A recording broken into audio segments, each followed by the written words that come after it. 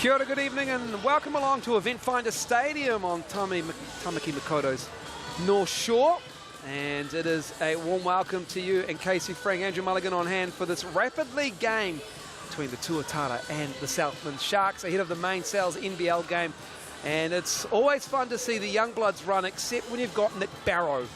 And we promised we'd talk about Nick Barrow early and often for the Tuatara. There's the young guys, and then there's the Nick Barrow, the veterans with a little bit of a longer tooth. But that's part of the experience in the Rapid League. You've got the young guys playing against each other, and they are gaining experience when they get to play against players of that caliber.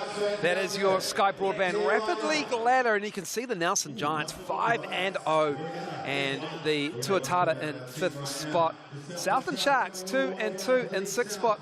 Points for and against from games will count in the standings for the Sales NBL, and that points for and against as well. So it will make a difference when you need to split teams up at the end of the regular season of the Sales NBL. And that's why you're seeing these teams play every minute like it counts. As we take a look at the Sharks starting lineup, got former assistant coach / sometimes assistant coach Andrew Wheeler leading the way. As we see Scotty Tilfer, kind of cold in there, Snow and Capea. And names like Telfer familiar to Ayers fans. He's moved south for 2024. Tuatara's starting 5. Chris McIntosh freshly back from 3x3 duties. Ruben Fitzgerald, Kiss, Barrow and Legia in the middle. Very excited to see Jackson Kiss's first NBL action here in the Rapid League tonight. He's a young player with a lot of promise. He's missed a bit of time from injury as of late, but this is a high-flying athlete with great size who has a lot of potential down the road. This is how it looks head-to-head, the current form of these two teams. Josh Legia and Connor Cole leading the Southland Sharks Rapid League team with 13. Field goal percentage pretty good for Southland for Rapid League. Anything over 45% in Rapid League is good. And the Tuatara with Chris McIntosh surely would hope to improve that three-point percentage. And both teams coming on in a bit of a slide, losing their last 2 after starting out undefeated. So they'll have a little something to prove in today's game, that they can get things going in that right direction. Certainly, I think for the Sharks, you mentioned earlier, Scott Telfer returning back to a court he is very familiar with coming up in the North Harbor system. So he'll have a little bit extra something to prove. Tuatara in the grey with the pinstripes, and Southland Sharks in the unmistakable orange. We're going burnt orange? We're just going orange, Casey. This is an important question early on. I mean, it's more like fluoro orange, right? No, it's fluoro. Road cone? Road cone. Oh, the city of sales, Auckland. Tamaki Makoto road cones. Absolutely would love it. Underway, Tuatara ball to start us off. 4 4-minute quarters, if you didn't know. Just a minute break in between those quarters. Player timeouts, also an option. Fitzgerald, front of the rim to get us going. Barrow with the rebound. McIntosh, Kapia on him. Good activity in that first half of the possession. And continuing to make this Sharks team go side to side defensively. Jackson Kiss, long 2. Kapia with the rebound, and he's off and running. Oh, nice Euro. Nice defense from McIntosh as well, though. Here comes Josh Legia the other way. Josh Legia has really been handling the ball well for a player his size.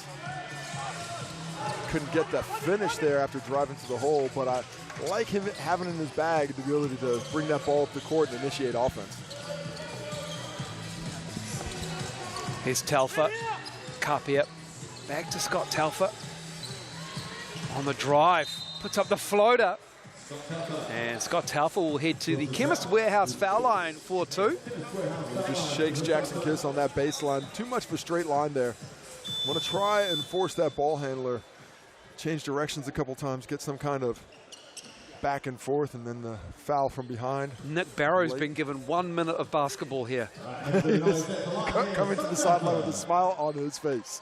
Like, already? Can I get a little bit more burn? Just warm it up. I gotta say, if I'm in my 30s and I'm playing Rapid League, you're gonna have to leave me out there for a minute, more than a minute. I have to get the juices flowing a little bit.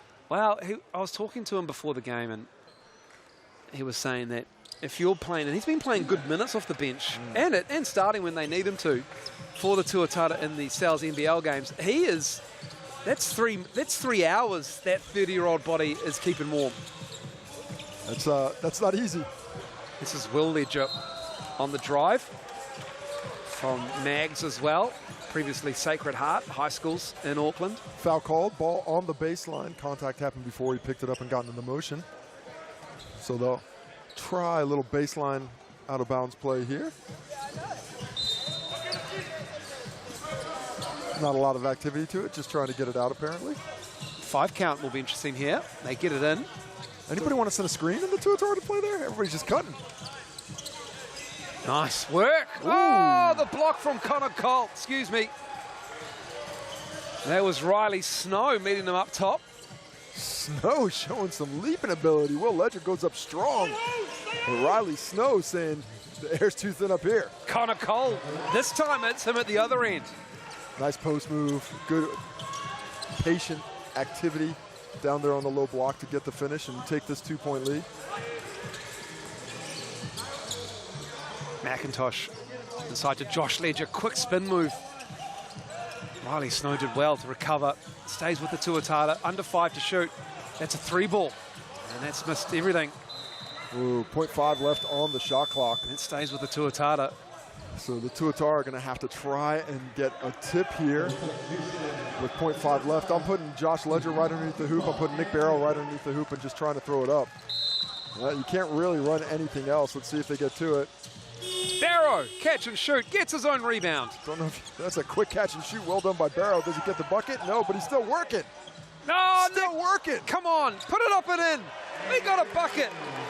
The Constable stays on the case till the job is done. You didn't, did you? You did. Good rebound. Snow is gets him back. Jackson Kiss showing that athleticism. Nice block at the point of attack there. It was Jackson Kiss with the denial. Josh Ledger with the roll. And that's his ability to initiate with the dribble. Has become a much more handy player with the ball off the bounce this season. And the coach is showing confidence in his ability to do it.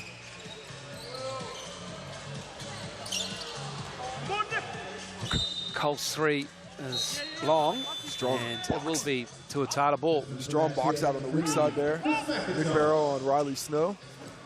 Take another look at the Ledger finish. Gets the friendly kiss off the glass after rattling around the orange iron. Oh, Ledger, he is full of energy. He sprinted back to the bench there. Yeah, he's like 19. Is he? Oh, man.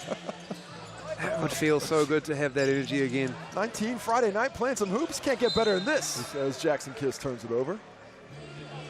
We've got a good crowd building as well at Eventfinda Stadium. It is going to be near capacity for the configuration here for a Sales NBL game, and that is good to see. With just 200 tickets available yesterday. And a very good-sized stadium, so very excited are the fans to see this Tuatara Southland Sharks matchup. Atariki Kapia with a nice finish. He's showing a couple of nice footwork moves out there. That time he gets the finish after the drive. Big rebound from Snow. Tuataha Cooper there couldn't get the finish. Thought he felt contact, but comes the other way. Former Manawatu Jet. And here comes the former Air, Taufa. Tough drive, everyone around him. And he is fouled, Scott Taufa. Well, who wasn't going for those up fakes? three silver jerseys flying in the air off the eyebrows. Scotty T takes the contact and will head to the Chemist Warehouse stripe for a couple of shots here with 21.7 left in the quarter. Just a 4-4 scoreline with 21.7 to go. And neither team finding the efficiency for him. The Tuatara smashing the offensive glass to the tune of 9 total rebounds, but just 2 for 11 from the field right now. The Sharks better, 2 for 6, but still not where you want to be. Misses the second, does Telfa. They can hold for the final shot. But went a little quick. Why not? Oh, another That's block. Why not. Riley Snow. Another one. Meeting you at the peak once again. Oh, you didn't. Lovely drive there, but Snow denies multiple Ledger attacks on the rim. You've done 2 puns that are elite in this first quarter, and that will do us 4-1 as the Sharks and the Tuatara battle it out to a low-scoring 5-4. And here it's the block. Oh, my goodness. Well, love the attack there by Will Ledger, but Even though it looked like a good drive with that much time on the clock, you really want to make sure you're taking the last shot of the quarter. It didn't end up hurting the Tuatara in the end, but how about Riley Snow? 3 rebounds in the quarter and 2 blocks, doing a fantastic job protecting that rim and keeping this Southland Shark squad just barely in front. Check out that large cheese pizza deal, just $25. Just use that QR code and then the sales pass code word for a great deal. That is valid until Tuesday. Next Tuesday. And then we'll have another one for you when we tip off another round of Sales NBL action on Wednesday night. We'll be back here in the building for the Tuatara and the Bulls as well. A grudge match. It's the battle for BP Jury, as I like to call it. I like it a lot. I like it almost as much as this FIBA deal from Sky Broadband. Just $30 a month for the first 3 months. Got to get on that. And if you did have that, you could get that Sal's Pizza even quicker. It works well like that. That's what the FIBA does for you. Speed. Everybody needs fiber. Some more than others, no doubt about it. Second quarter underway. And into the game is Quake Webster, number 10 for the Sharks. Oh, he finds Connor Cole, rolls in and out. Rim's unfriendly here early on for both these Rapid League teams. Also, it does help when you've got Riley Snow blocking you. It does make it a little bit harder. Here's Nick Barrow into Scott Telfer's chest. It felt like he got a high elbow. Scott Telfer, you're not going to get that call, unfortunately. I'm sorry. You got to sell it much more than that. You yeah. can't just be surprised from the pokiness of the elbow. You actually got to fall down. Many players have encountered those elbows as Webster shoots the 3. Tuatara, the attacks on the rim have been good, but perhaps try and look something for a mid-range jump shot. Because, as you can see, the Sharks all over those post moves. Wow. And a lot of contact there on the late whistle. That is a great effort from Jackson Kiss to catch the air ball and just go up. Well, good instincts for the young player. Like I mentioned earlier, 16 years old, has been away at national team selection camp the last wee while, but just comes in to crash on that one, gets that contact underneath on the finish. Easy bucket. Tuatara with the lead and a chance for the old-fashioned three-point play. Kiss makes it.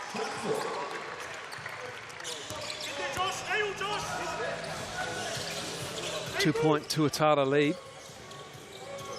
Wheeler into Cole. Backing down Ledger. Josh, that is. This is that baby hook.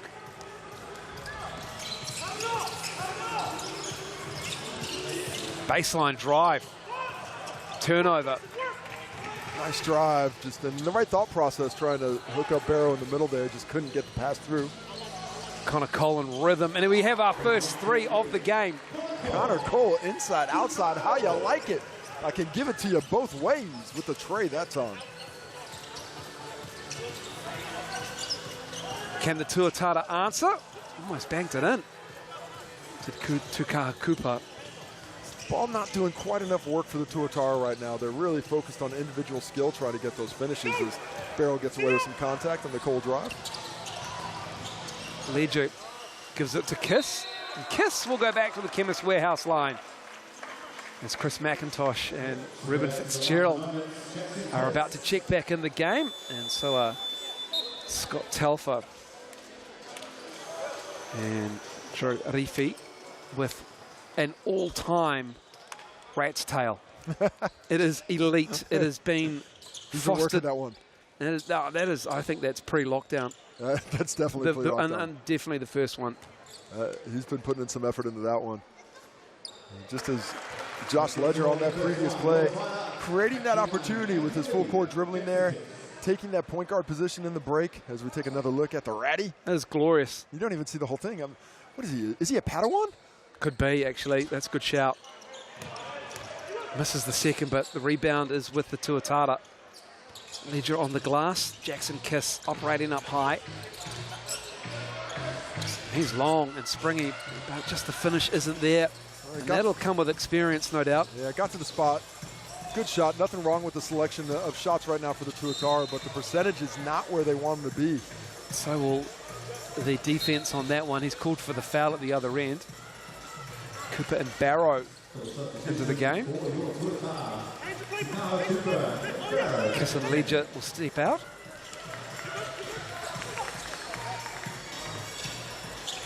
Taufa to get us back. Cole. Webster, Tarifi. Going left, shooting right. Oh, Snow again. Again. And now it's Connor Cole with another three. All Connor Cole offensively for the Sharks, but Riley Snow's hustle has really kept the Tuatara at bay, both on the offensive glass and obviously defensively. Behind the back. Will Ledger misses that. White Webster goes down, gets back up. A little shaky. Chris McIntosh chased off that three-point line, and Barrow with the finish. Nice pass. Chris McIntosh just coming off the 3x3 activity for the 3x3 Tall Blacks, where they lost heartbreakingly in the semifinal of the Asia Cup.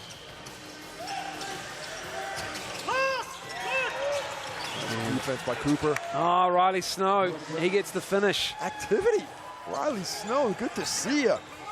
Get rewarded for all that activity on the offensive end there with the Oh, Ruben Fitzgerald, it's got to count. Why not? That's not fair. Fitzgerald wanted it. Give him the continuation. Does not get the call. Take another look at it. Comes in. There's a foul. Look. Look.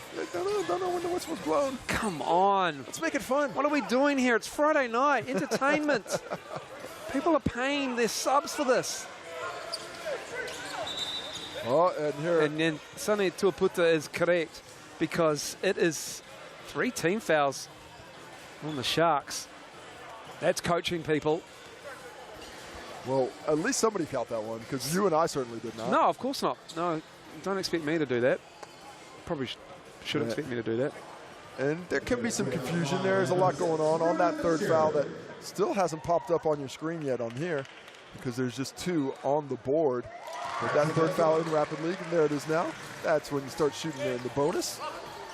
The Tuatara, they're looking for a way to get the scoreboard ticking along. No better way than free throws.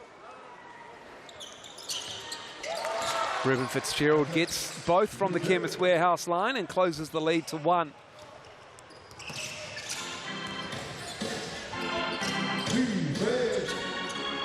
Oh, good steal, Chris McIntosh. Slight differential of around a second and a bit. And remember what happened at the end of the first quarter. They went quick, didn't get anything out of it, gave the Sharks a shot. Looks like they're slowing it down a little bit more this time around. 8 on the shot clock. Fitzgerald, hesitation twice. Missed that. Riley Snow with 2.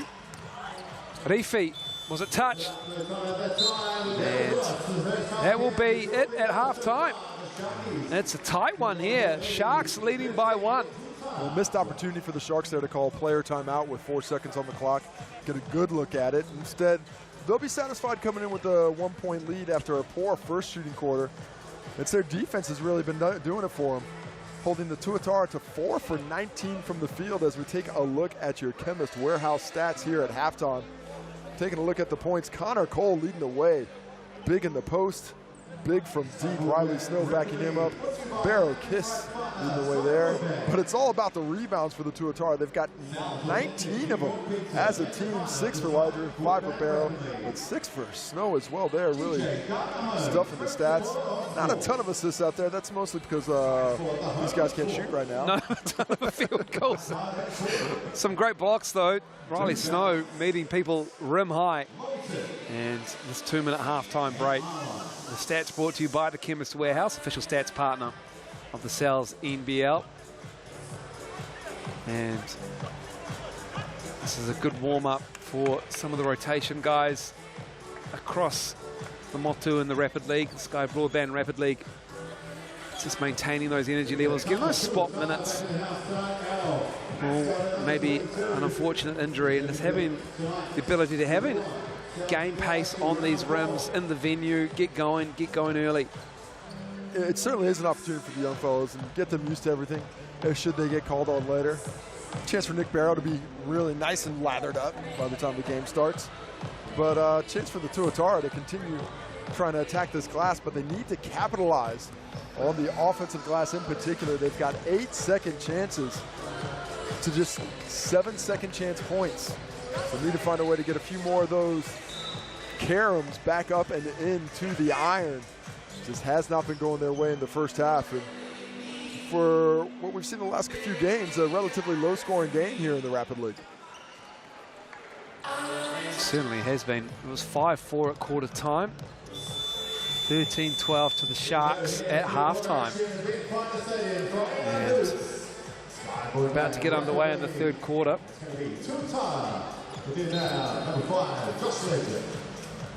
I'd like to see the Tuatara get some action on the screen so these ball handlers can get a free lane to the cup. Right now, the one-on-one's not working.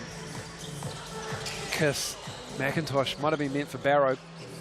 McIntosh got in the air, twisting, couldn't find. A little bit of breakdown in communication between those three players. Just need to create some better shot quality. Right now, everybody's playing a little bit more unselfishly. Somebody's going to have to be a bit more aggressive on the rim, be a bit more aggressive with good shots, not just always looking for great ones. Connor Cole giving it up to Snow. Kapia kicking it out. Connor Cole all by himself, misses that one. Already hit 2 threes in the first half. Tuatara ball, they can take the lead here. Another opportunity in this third quarter. There's McIntosh. It's Kapia on his hip, kicks it to the corner. Good ball movement. Kiss chased off the three-point line. McIntosh, it's Snow with another one. Snow again. The air is thin where he's blocking those shots. Beautiful ball movement, negated at the rim once again by Riley Snow. 3-ball. Connor Cole. Talfa having it outside to Wheeler, who's in the game. And Andrew Wheeler fires it. Connor Cole manages to have it, and Josh Ledger got him with the bump. Tough foul there. 22 seconds of excellent defense. Whistle goes off with 2.1 on the shot clock. How do you see another beautiful block by Riley Snow coming out of nowhere? Love the ball movement, that possession from the Tuatara. Just to play before, I was saying take a good shot. You don't have to look for the great one. Well, they looked for the great one again, and once again, didn't work out for them. Denied at the rim. Barrow sits with Will Ledger in the game. Talfa contested 3. Check the doors, Casey. Was the door open then? But there's a few open here in the Eventfinda Stadium. It's not a lot of entrances. It's not Scott Talfa's finest shot. Yeah. Everybody gets an air ball now and then. I mean, not you, Moles. You're a shooter. Oh, mate, so many air balls. So many. The shooters shoot. Jackson Kiss. Wheeler with the board. Nobody wants to take the lead for the Tuatara here. It's still 13-12 in this third quarter. Will the floater game work? And it will from Scott Talfa. There you go. Shooter shoot. Air ball the last one. Got to have that goldfish memory. Comes down with a difficult runner from about 15 feet. Looks pure going through the net. Oh, what a crossover. Good defense. Riley Snow. He's played very well. Oh, Ledger pokes it away. McIntosh has it. Kisses the trailer. Gives it to Fitzgerald. And he gets the roll. Just barely over the outstretched hand of Snow there. He can't block them all. What a steal there. Nice pass, Jackson Kiss, who's struggled a little bit from the field, but he's looked really nice passing that basketball. Couldn't get that extra one to earlier, but here we see you give it up to him on the break. Looks like he might just throw it off, but the quick hit. Fitzgerald gets the finish with a kiss off the glass. Tuatara down 1 with 1:30 left in the third quarter. And a steal here by Ledger. Ledger again. And then he lays it up and in. He was in between thought processes there. He was. Was definitely thinking dunk, but it looked a little slippery on the hand. Fortunate, I think, to get the finish and take the lead. So the Tuatara take a lead here with 16-15. That 3 is off from Talfa. Ledger fires it up. 2 Kiss. 1 of 5. Wheeler's all over the young blood. He drives. Can't get the finish. Bit of contact there. Connor Cole goes down. He's back up. Wheeler picked up by Takaha Cooper into the Riley Snow. Looking to back down Ledger. Josh Ledger, that is. Oh, Josh Ledger smacks it out of bounds. Gets it back on Riley Snow. Well, Riley Snow did not get a lot of lift on that shot. And Josh Ledger exploded on the shot attempt. And look, a nice bump there and the spin move. And when he hits that last contact, Ledger reads it perfectly and takes it out of the sky like a Scud missile.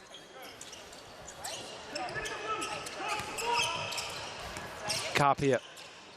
Sharks for the lead.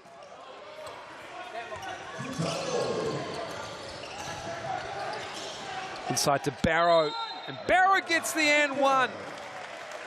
Quake Webster on an island against Nick Barrow. Well, it's a textbook big running the lane there. He could have gotten that catch earlier. Doesn't get it. Sets himself up right down low. You see, he doesn't go to the block. He doesn't leave the paint. Sets up right on that charge circle. Nice, easy catch, even though he's pushed off a bit. Gets the finish. Doesn't get the free throw. But the Tuatara own the glass. Ledger. Barrow with the lane. Oh, and he's fouled. Nick Barrow will go back to the Chemist Warehouse line to shoot two. Josh Ledger's activity has been exceptional.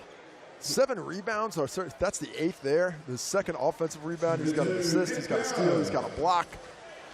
Just 2 points, but a lot of activity. I think I've seen a couple players out there for the Tuatara today not playing well offensively when it comes to just shooting the basketball, but affecting the game in a lot of other ways, not letting those missed shots get them down. Barrow, feathery on those two. Here's the Tuatara's leading scorer with 8. Matching Connor Cole's 8 for the Sharks. Just like that, the Tuatara are on an 8-2 run here to close out this third quarter. Carpia. 8 to shoot. Carpia finds the trailing Snow, and Chris McIntosh read that beautifully. 2 to shoot. Need to get it up. Ledger. And that'll do us for the third quarter. 20 points to 15 is the scoreline. I was just appreciating a conversation there between McIntosh and Will Ledger. McIntosh saying, just catch it and shoot it normal. Will Ledger's like, no, lefty hook. Trying to pull off the Kyrie. The Kyrie, yeah. Well, nice quarter there by the Tuatara to come back and control the game once again after being outscored in the first half. Commanded the third with a 8-2 score line to finish it off. And come into the fourth quarter with a 5-point lead. Playing a little bit better, controlling the glass. That's where all their action's being done right now. They've got 23 rebounds in that first 3 quarters to 17 for the Sharks, who have pulled down just 4 on the offensive end, but 9 offensive rebounds for the Tuatara. And that's out of 21 misses. So nearly half their misses they got coming back to them right now. Come for the shooting percentages, but stay for the Sky Broadband fiber deal and the Sales Online pizza code. It has been a good game defensively from both these teams. Josh Ledger surprisingly quick up and down the floor, especially in the third quarter. He is engaged in this game. He's proven that he deserves those rotation minutes in the main game as well for Coach Aaron Young. Has been a part-time starter for the Tuatara as they awaited the full contingent of players, which will tonight be the first time this Tuatara squad has had their closest to full-strength team. Still waiting on Charlie Dalton, of course, and rumor has it there's another signing on the horizon as well. Oh, I love how you say rumor has it, but you know exactly what's happening. But it's a rumor. Until it's official, it's a rumor. Oh, you've seen paperwork. No paperwork on this one. That's the NZNBL. Taufa working hard. Will Ledger all over him. Taufa, though, manages to get the angle on the step through, but he misses it. And Will Ledger, looking a little bit Charlie Dalton-ish, you have to say, running the lanes there. He's been looking good. Keeps the ball, just goes out of bounds. No foul called. I like the activity. Really solid defense on that end, and he does have some of that energy. Of course, this Tuatara squad has done an excellent job of working with the local basketball players in the youth level and trying to help develop that talent. Snow with the catch. And he gives it back to Taufa. 2-man game, and he tried to squeeze it in there. Ledger, good defense again on that drop down, getting his hand in to force the turnover. Cooper. Ledger to Ledger. Can't get the roll. Nick Barrow making trouble for the Southland Sharks and Connor Cole, but it will stay with the visitors from the south. Nick Barrow trying to argue that he knocked it back towards court and it went out of bounds off Cole, but no dice there. Probably shouldn't talk about gambling with basketball right now. It's not a great idea. Taking always bet on yourself to new limits. Especially when it's the under. Kiss. Oh, God, Cooper with the cross, can't get the finish. A beautiful setup to get there. I think what you can guarantee is that both teams do not like scoring in the first 2 minutes of these quarters. But a flurry of action towards the end. Connor Cole likes that triple, though.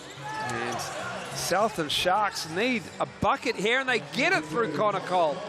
And Josh Ledger contested that shot, but then went past the shooter, didn't stay in front. And that opens up Cole's ability to finish. Takar Cooper right into the chest of Kapia. Strength of Takar Cooper from the Jets up to Tamaki Makoto. And the former Northlander. Yeah. Whanare and Rurua Boys High School. Kapia from Hutt Valley High School in Wellington. This is that. Still with this 5-point lead, the Tuatara with 1:30 to go. Well, Tuatara really need to be patient here. Make sure it's a good shot. If they can get it, they can probably ice this game. But they get it. Turnover. Kapia. What's his decision? Oh, I like the trail. Quick Webster, what's he got? He's got 3. Quake Webster. That makes life interesting for this Rapid League game. Ruben Fitzgerald and Chris McIntosh into the game. Cooper and Barrow will sit. Quake Webster. Nice setup there by Kapia. You see on the replay, drawing the defenders down to him down low, but he's always looking for Webster in that trail position. Takes it back to a 2-point game, and now it's all up to the Tuatara. Where are they going to go to try and get a bucket here? It's Jackson Kiss going hard at the rim, and he's met by Connor Cole. Lots of contact there. Good strong drive. Can't get the finish. Can the Sharks bench? Oh. Chris McIntosh, another steal in those passing lanes.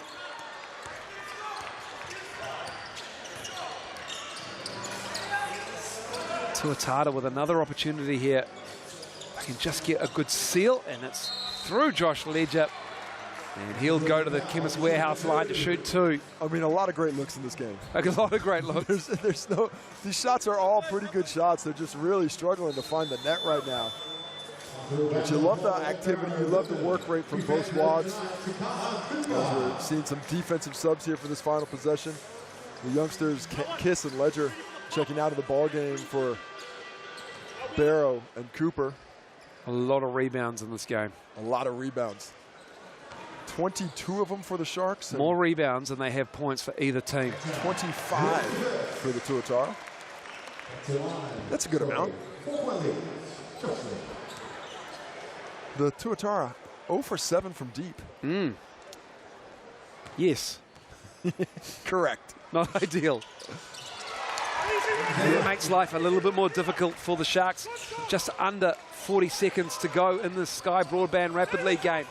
Sharks need to go quick. Talfa off the glass, a little strong. Riley Snow and Josh Ledger getting another board. That is his 9th in this game. And Ruben Fitzgerald can just work the shot clock out here as Connor Cole fouls him. The crowd liked that near miss. Gotta say it wasn't that impressive. But nice job there by Josh Ledger in particular. That was an excellent rebound. That was in the hands of Riley Snow. Just pulling it down, and he just snatched it.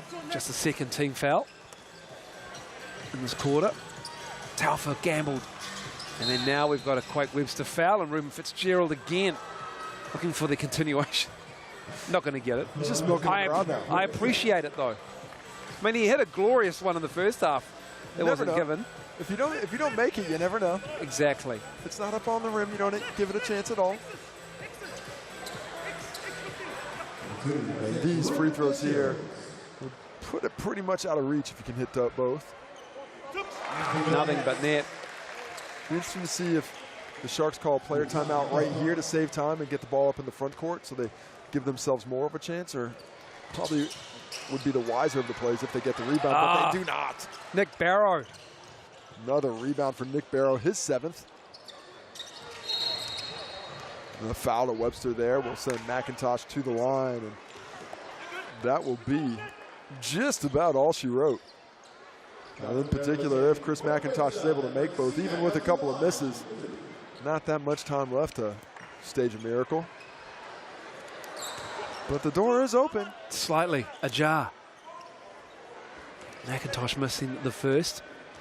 Stranger things have happened. Makes the second, though. And you got a player timeout here, so they can advance the ball with 9.1 to go.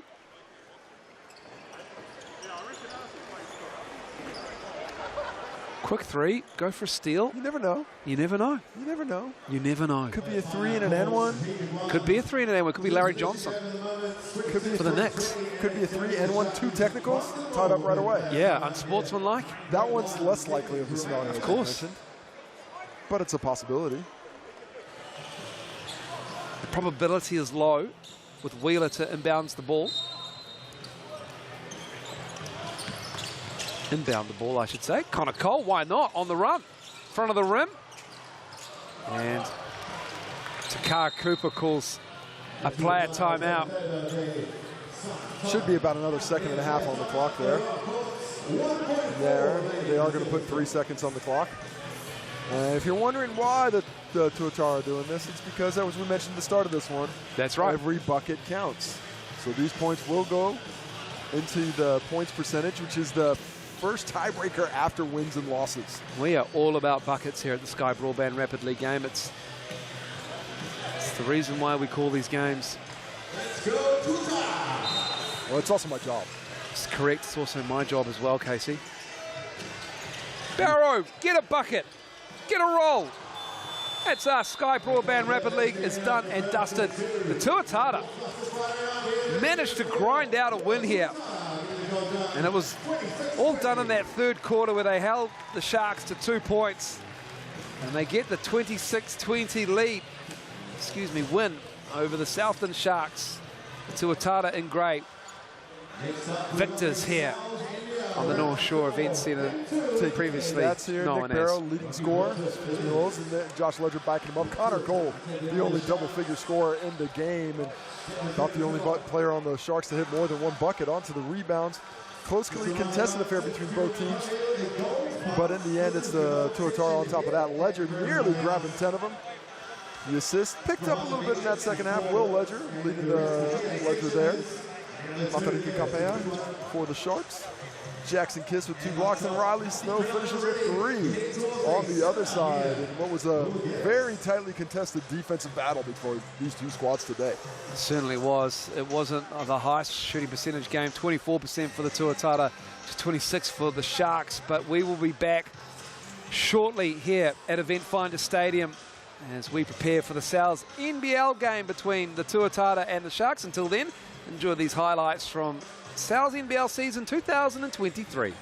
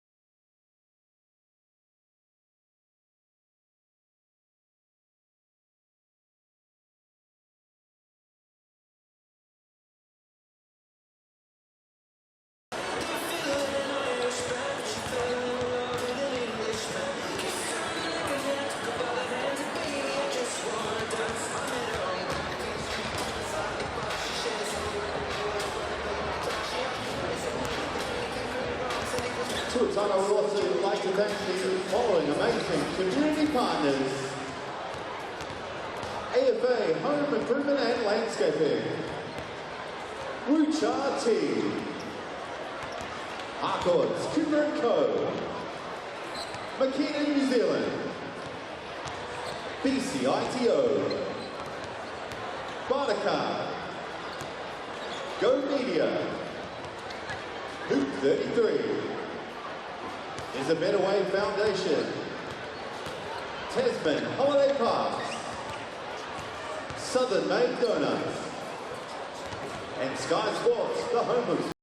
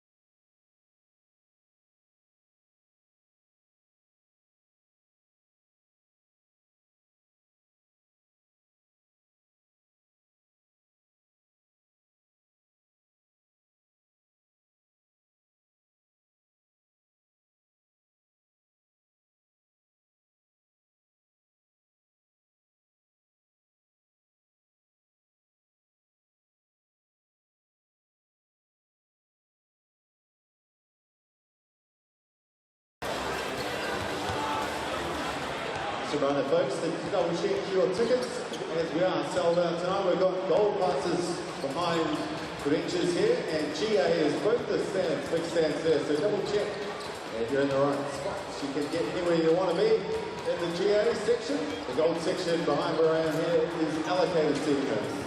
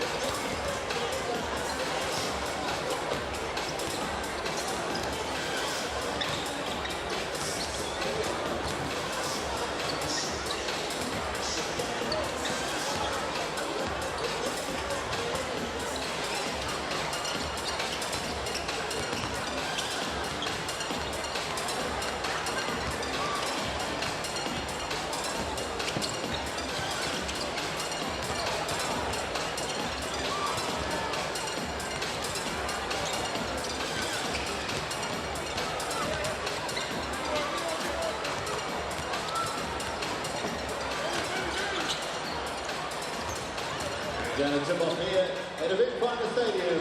Friday night hoops coming in live from Auckland. And just 12 minutes to go. We need you nice and loud Tuatara fans tonight. Every defense charge counts. Let's go.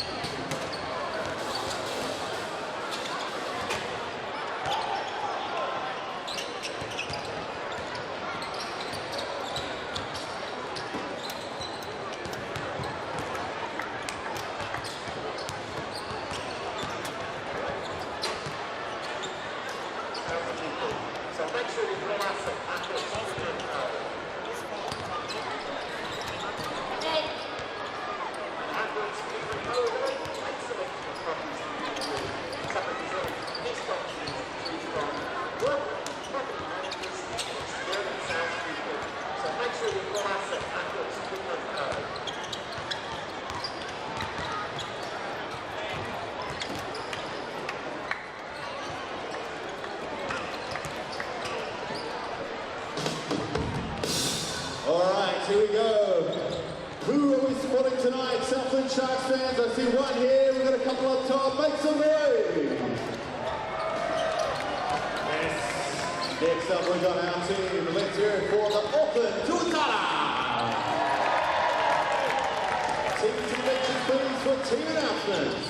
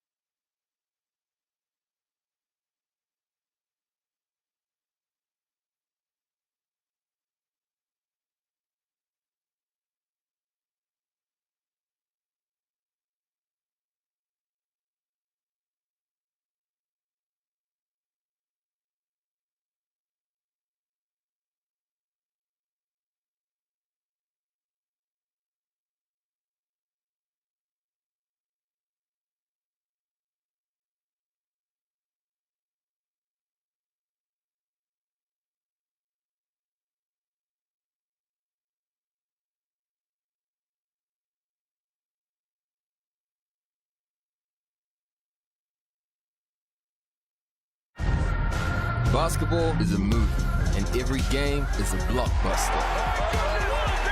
E for excitement, entertainment, energy, and epic.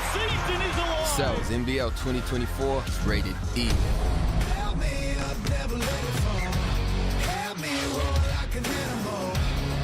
Back to the moon. Watch out, 'cause I'm in my zone. And I don't care what you think you got. Kia ora everybody and welcome along to Eventfinda Stadium on the north shore of Tamaki Makaurau, Auckland. It is the Auckland Tuatara hosting the Southland Sharks.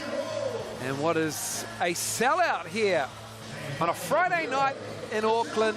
Andrew Mulligan, Casey Frank on hand for this one. And Casey, you need to lean back because you were out of shot. But shots I'm too excited. I'm on the edge of my seat. You are. This will be an interesting game because the Southland Sharks have brought in an import and they need help at the offensive end. They certainly do. They need a lot of help. They're currently last in the league in offense, and they just need to find ways to get that ball moving up, find a little bit of pace, find a little bit of energy. Is the answer going to be the new import who just got off the plane today? That is yet to be seen. Only 1%, and I'm picking that since South and think the Sharks will win by 15 plus. They believe it is going to be the Tuatara winning and winning big. And you can vote with that QR code, and every correct vote will go in the draw to win a Sal's Pizza as well. And it has proven to be very popular. This is how the Sal's NBL ladder looks. The Southland Jets still searching for their first win in 2024. The Tuatara sitting in 6th spot, but starting to warm into their work. This is the first time they've had their starters available. Still not quite 100% as we take a look at the games upcoming, but this Tuatara team is playing as well offensively as anyone in the competition, despite the up and down nature of the wins and losses. We've got the Hawke's Bay Hawks and the Canterbury Rams playing tomorrow night, and then the Phi will host the Sharks on Sunday, and the Saints and the Airs will have the game on Sunday evening. That will be a great game. That's also free to wear on Sky Open as well in Aotearoa. Well, for the visiting Sharks, they have immediately put Caleb Asbury into the starting lineup, number 21. He is a young player who's just come out of playing for the Leicester Raiders in the UK. And he is going to have an interesting time of it with LeGerald Vick, Markel Lotz, and Callum McRae. Ben Hall gets the start, number 22. Alonzo Burden with a hamstring problem. He was scratched today. And for the Southland Sharks. It is all about just getting that win. 100%. You know he's got those heavy legs, does Asbury, but nothing like a little bit of basketball to let him loose. And earlier today, I caught up with Guy Malloy.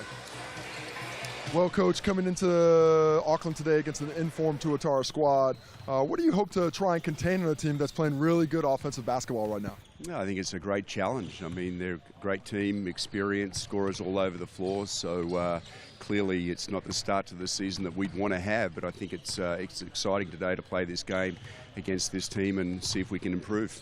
And nothing tougher for a coach to do than try and reshuffle the deck in the middle of the season. Not a lot of practice time, but what are you hoping to see today with Caleb Asbury joining the roster to hopefully reinvigorate the Shark season? Yeah, cohesion's a difficult thing, and so when you have disruption in the roster, and we've still got Alonzo to come in and Braden to come in, so each time you add a player in, you sort of feel like you go a little bit backwards as well. So I think we're just trying to settle down and find a common, a common page and get on that page together. So we're getting some patches of play that are quite good, and then we let ourselves down a little bit. So today I'm hoping for just more consistency for longer. It has been a tough start to the season for Guy Malloy. They've already lost Josh Turner, the import. Just didn't fit with their requirements. So for Aaron Young and the veterans on his squad like Rob Lowe, it is a settled starting five for the first time. Cam Glidden, the former Boomer, and he's got Webster, Tarangi, Vidanovic and Lowe, all tall blacks in his starting five. This is a devastating starting five, as we saw against the Rams, especially in that second quarter. More on that later on in the game. But for Coach Aaron Young, it is just about finding consistency with the players coming into their form right now. Aaron Young coming into this game with a team that's firing it very well, playing good basketball. When the team's on a run like that, how do you continue it?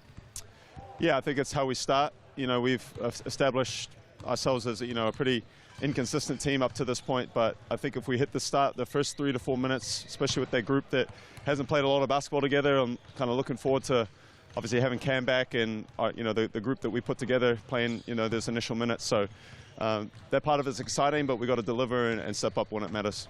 And coming up against the Sharks tonight, who haven't been playing great basketball, what are the things you're most worried about that you have to get on top of as a team to ensure or at least help the Auckland Tuatara come away with a win?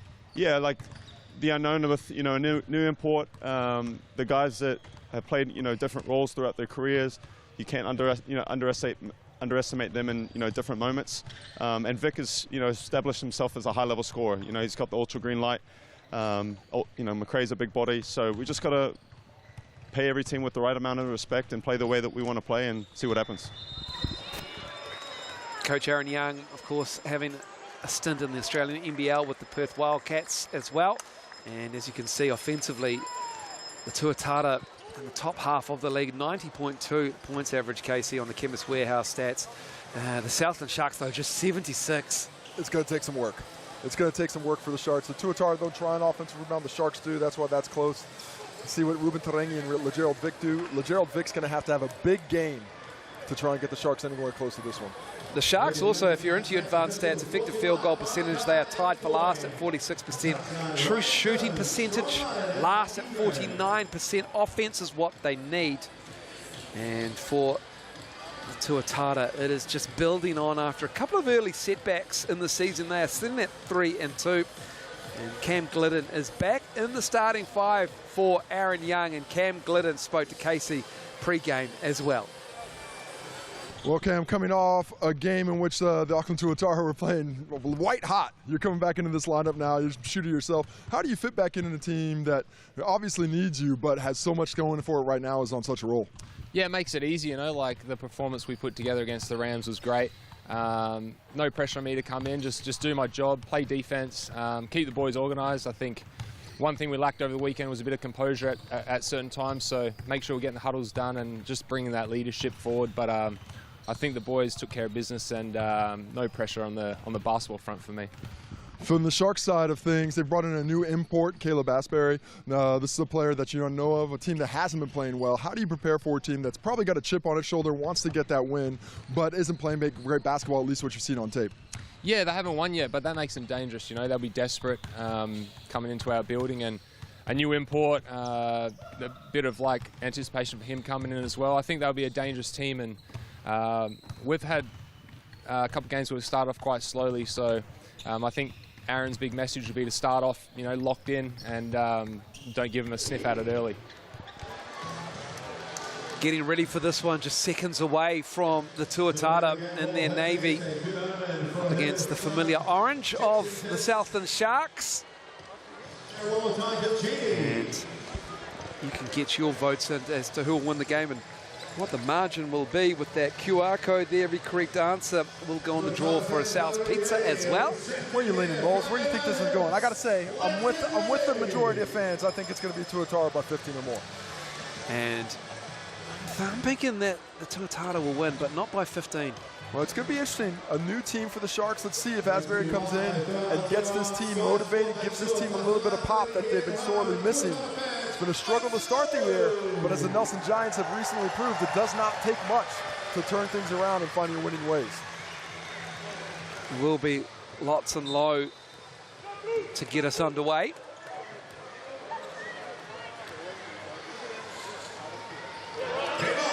Glidden has it. Callum McRae matchup with Rob Lowe as you see the ball lost there by Cam Glidden. Vidanovic. He's just trying to pick up where he left off. As we see, Asbury gets hit in the head there with an accidental finger from Glidden, but Tom Vidanovic coming off an 11 for 12 shooting game. We might get into that later, but the Tuatara, one of the offensive explosions of all time in the second quarter against the Canterbury Rams a week ago. Welcome to the league, Caleb Asbury. It's not how it usually is, okay? He just literally stepped off the plane today. I don't know, back in the day. True, true. Low with the rebound. Announced a one-year deal with Melbourne United in the Australian League as well. Vidanovic fires it to Cam Glidden. Oh, man, rotation, the ball moving. And Tarangi has it. Oh, that is beautiful ball movement. It's low, and he puts it down with the right hand. Sharks unfortunately caught out of position there. McRae going up to respect Lowe on the three-point line, but he just sprints by him for the finish. Nice find. Good start to the offense for the Tuatara. Callum McRae. Trouble there from Rob Lowe. This will be an interesting matchup for Callum McRae. Young Kiwi big. Another look at the dunk here. Rob Lowe coming down the lane, smashing it home. On the G.J. Gardner-Holmes replay. That looks like a guy who just signed a contract. Feeling snappy. Here's Gerald Vick. Trying to find McRae. Got hacked by Vidanovic. That's good from the Sharks there. And, you know, you should expect a different Sharks team just based on the talent infusion of Asbury. I mean, it really does change things when you have that one extra guy who can play. All due respect to Andrew Wheeler, who's come out and provided all he could in these last couple of games without a third import.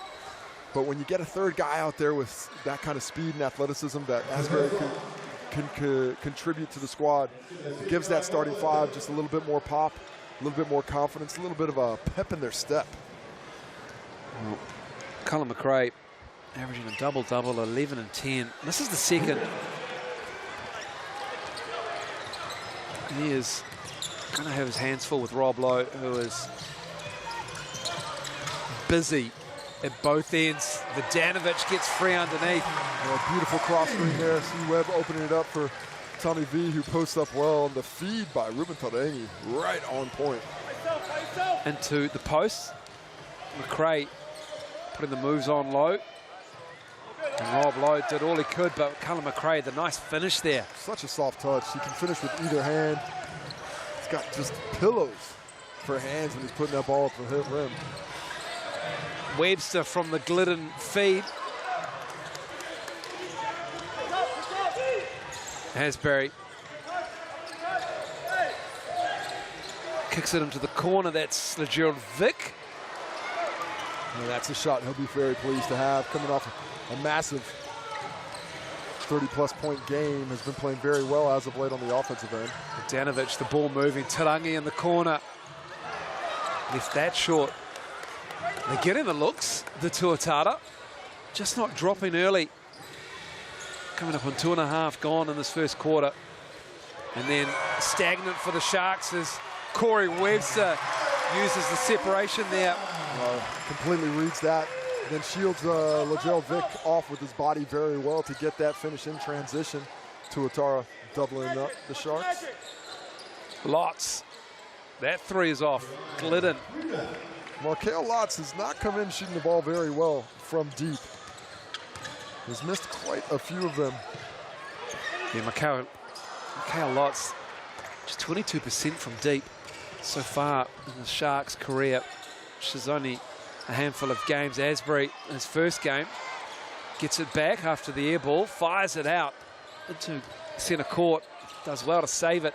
Here's Vick. There's Lotz with another three. That three is way off. Good box out, Ruben Taremi there to get things going the other direction. Rob Lowe with the finish. Had that good run onto the early post. Ben Hall stuck out of position trying to guard him, and Rob Lowe just dices him up with a little baby hook.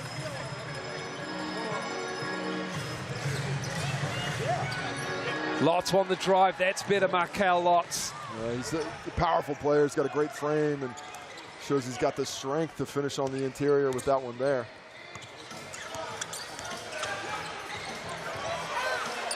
Vodanovic. That misses. Just a lot of quality looks early for the Tuatara. Coach Aaron Young will be happy with the looks, but we'll look for that execution to pick up just a bit. Vick. Oh, nice drive. Gets around Corey Webster there. Put C-Web on an island. An attack, no screen coming, no help side. Really spaced the floor well to give him that, Gerald Vick, that driving lane. Tarangi. And he'll go to the Chemist Warehouse line to shoot two. Tries a little speed burst there to push things through and is able to eventually get it around the angle. Doesn't get the finish, but takes that contact. We'll head to the Chemist Warehouse stripe. You see the miss there. Bit of contact at the end of things. The Tuatara. Glidden and Vodanovic will sit, and Takar Cooper and Nick Barrow into the game. Fresh off a win in the Sky Broadband Rapid League, the two subs. No subs coming just yet for Guy Malloy and the Sharks. To make the most of this, Tarangi hits both. I don't know if we've made enough of a deal about Caleb Asbury. Off the plane today. I mentioned it, but you're right. Let's talk about it. Off the plane today, flying. I'm not sure if he came from the States or from England, but either way, it's going to be a long ways, and there's going to be a little bit of dead legs at some point for him. You know what, Casey? Tarangi is Corey Webster misses that.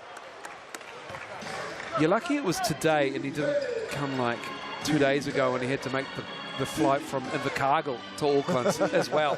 After heading to Invercargill, Callum McRae gets that in. This is good. This is good from the Sharks. What a soft touch, Callum McRae, active. Lowe gets loose. Well, somebody's got to help McRae on that finish there. Rob Lowe beats him down the court.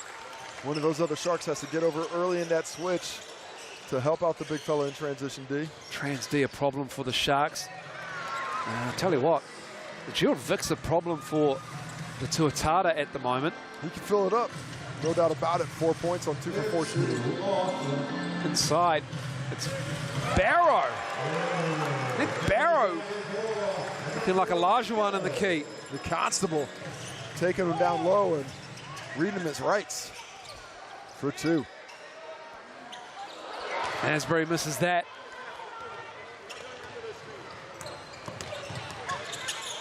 Low for 3. Feeling it. Rob Lowe, 17-11. His jumper just looks so pure right now. He's in such a zone offensively. Just everything comes so easily to him these last couple of years in the Southland NZNBL. Looks like it's another one of those nights for him today. He is the reigning MVP, premier big man in this competition. Callum McRae. He's called time on his international career. We thought he might have been done with his Australian NBL career. But head offers on the table for last season as well. Big offers too. Essentially by choice. You know, just because he wanted to play here, he wanted to stay home. here on the North Shore, and Auckland wanted to be a breaker, and that's not the way it worked out for the Breakers, and went to United on that injury replacement contract, as we see him green in that triple, and they liked what they saw. They've got a hole in the middle, and Rob Lowe back out of retirement once again. Vidanovic back out there. Ruben Fitzgerald out there as well. Takar Cooper with the ball.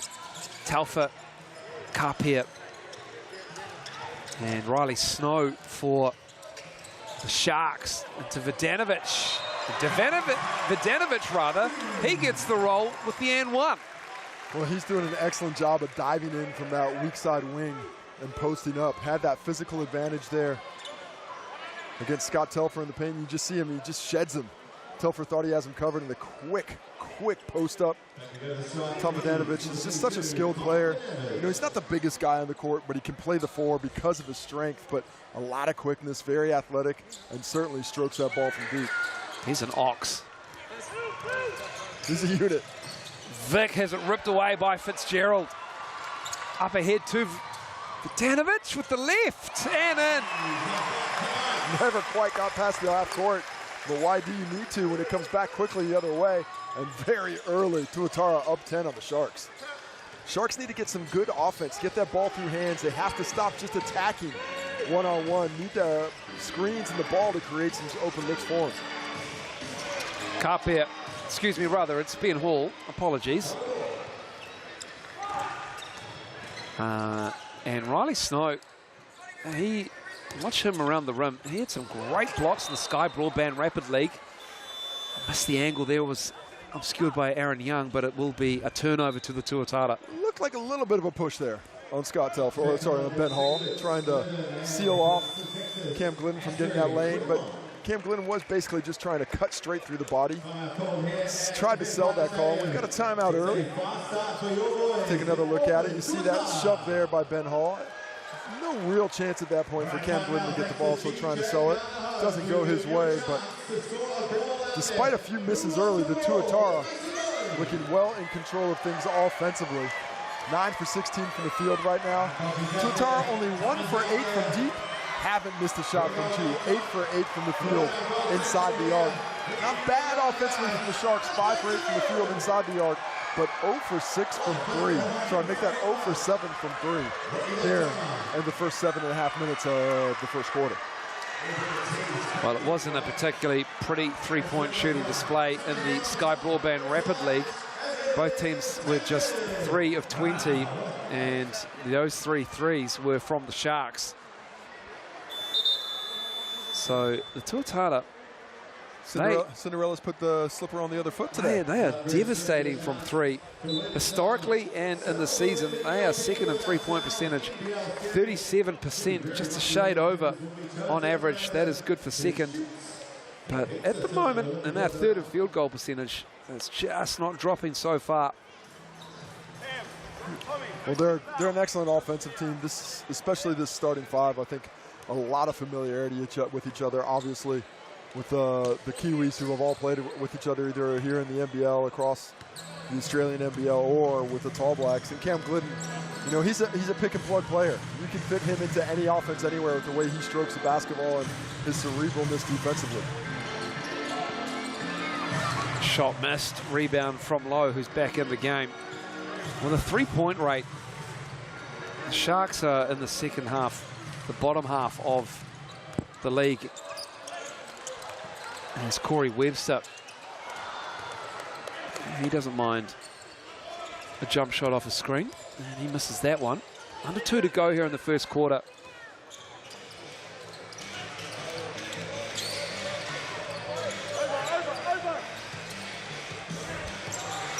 Caleb Asbury can't get that to go. Struggling somewhat to find his rhythm in this game. He is currently 0 for 4. C-Web stepped on the sideline. The best defender in the league. Still that sideline. Undefeated. Turnovers than anyone. One day somebody's going to get by it. Not today, though. Not today.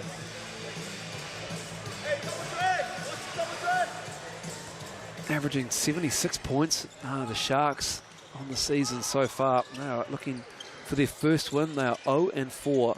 Just 11 in this first quarter with 1:23 to go. Asbury out of cutting Telfer. Here's Markel Lotz to Telfer. Asbury. Oh, the look away. Oh, the block! Pins that. Nice offense, good movement. Maybe the best offensive possession for the Sharks, but Rob Lowe negates it at the end. Asbury in the open floor. McRae with the trailer rebound. The rim got him, and he can't get the roll. All that work. There's nothing happening for the Sharks at the moment. Not through a lack of endeavour, as Corey Webster is fouled at the other end. And Caleb Asbury, I think he's wondering why that's a foul at that end and it's not at the other end. Well, it's because you just got off the plane, my bro. Welcome to being a new import in the competition. They do make you, it's known to earn your stripes, as Scott Telfer sees that one gets pinned. Wanted the goaltending call, thought he got it up off the glass first, but not the way the coin officiating crew saw it. So Auckland keeps this 10-point lead with Corey Webster trying to add to it at the Chemist Warehouse stripe. Just another Corey Webster season in the NZNBL. 23 points, 5 rebounds, 7 assists, 1.4 steals on average. Completely under control of his faculties in the basketball court right now. He plays at such a nice speed. Shooting 49% from That's the floor, not bad. 46% from 3, 83% from the Chemist Warehouse stripe, where he hits the second. Oh, and look at Fitzgerald. Fitzgerald, the Bulldog. And unfortunately, the slip from LeGerald Vick there. And LeGerald Vick said, that's a bit unlucky, me slipping on that one. Fitzgerald takes advantage, take another look at it, and he just slips down. Fitzgerald just jumps on it. But yes, that's unlucky, most definitely. But they're up, they're in, they're attentive defensively. So that's why they were able to capitalize on the unfortunate mistake. Bad luck, but good teams quite often create their luck. Good D from Fitzgerald. Vick kicks it to the corner. The spin from Lotz. Kapia can't get that to drop. There is a lid on the rim at that end. They've been stuck on 11 for several minutes now. Tuatara 25 now. 14 is the lead. Webster getting past McRae, and then there's no one there to protect the ring. And Webster glides in beautifully, and that'll do us for 1 quarter of basketball. It's already a 16-point lead here. And the NZNBL, as we see Webster glide on the GJ Gardner-Holmes replay to the cup, puts it up and in. We'll take a break, and we'll be back with the second quarter after that.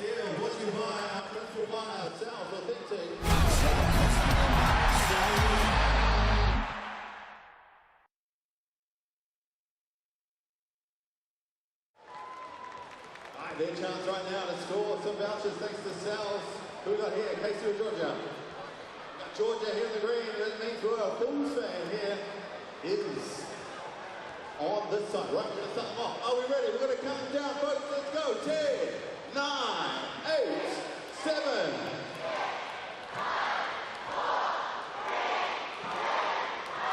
Let's go. We're off. Here we go. Georgia and Casey. Casey down the sends. Casey looks good on the glass. Oh, not quite there. Here we go. Yes, she gets one. She comes to the middle. We're going to steal some vouchers.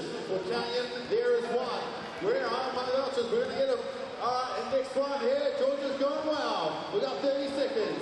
We're going to get them on time. And thanks to our lads there. Good shot, that one. Doing Rodman proud. You got 30 seconds. Let's go. Let's get a couple more in ya. Righto, help us in. SpongeBob will be proud. Off the glass we go. Let's see what Georgia can do. Casey and Georgia, you've got 15 seconds here to score some more. Sounds authentic. New York pizza. All right, let's count down. 10, 9, 8, 7, 6, 5, 4, 3, 2, 1. Stop it there. All right, well done. Let's hear it for Casey and Georgia. Welcome back to Eventfinda Stadium on the north shore of Tamaki Makaurau, Auckland, and it is the Tuatara in control by 16 in his 16-point run here for the Tuatara, Casey Frank, and the stats are not great reading for the Southland Sharks. Well, the Sharks held to 22% from the field, just 5 out of 22 from the floor, 0 for 9 from behind the line. Not turning over the ball too badly, decent on the glass as well, but defensively, just too easy right now. 20 points in the paint for the Tuatara, who haven't even started shooting the ball well, just 1 for 8 from deep, so it's going to get harder before it gets better. Lots. McRae up high, 6 to shoot. Need to give it up to Vic. Glidden with the board. Webster looking to run, looking to beat everybody down. Mikhail Lotz with the defense. Vidanovic almost got it. McRae with the left. Low with the defense. I thought there was a bit of contact. Low had to stand straight up, but it looked to me like he jumped out of his cylinder. Vidanovic loves that in rhythm, and he can't get it to go down, but Corey Webster on the glass gets the roll. Corey Webster, the local, with the and one. C-Web, board machine. He is a rebounder. He's the worm. Look at him, gets down there, great possession. Little up fake to get the contact. Not a ton of contact, but enough to send him to the Chemist Warehouse stripe. He's now on 8 points, looking for 9 here. And just continuing his highly efficient offensive ways. See Webb, can't get it. Rob Lowe puts it up and in. Just pouring it on at the moment. The lead is 20, Guy Malloy. Well, he's not going to be happy about that box out. That is poor. I mean, that's 2 offensive rebounds in a row. First on the shot, and then on the free throw. He's just not making contact. You know Rob Lowe's there. You have to lay some wood on him. You should have Big Cal McRae next to Rob Lowe, making sure that the big man's on the big man so he can't get reached over. That's not the way the Sharks did it. And they pay the price. Take a look at it here. Just a lazy box out by Lotz. On the other side, McRae's boxing out on the weak side, but you should see that beforehand. It should be McRae on Rob Lowe, on the big guy. These are the types of things that will drive a coach insane. I'm not laughing about that. I'm laughing about you as a teammate seeing somebody do that. Oh, it would drive you insane as a teammate. But the fact that there's 5 guys on the court and nobody mentions that, hey, we need to get the guy who's a 7-footer who weighs 140 kilos. We should probably put him next to Rob Lowe to keep him off. And then on top of it, Lotz just does not box out physically. He chases the ball like that one's going to go in. And, you know, yes, you mentioned Webster is 83% free throw shooter, but these are the mistakes that compound themselves, especially when you're going well, especially when you're 0-4. Lead is 20 for. If you're a Sharks fan right now, you're just looking for some effort. You want to see that energy. You want to see those energy levels pick up. You want to see some enthusiasm for the game. It's tough to build when you're down 20. And when you've given up, I believe, 20 straight points. Yeah, it is 20 straight points, Casey. They haven't scored since LeGerald Vic made a floater with 4:34 to go in the first quarter. Oh, my. Wheeler, no, Low, rebound. Here's Corey Webster. He loves the second quarter.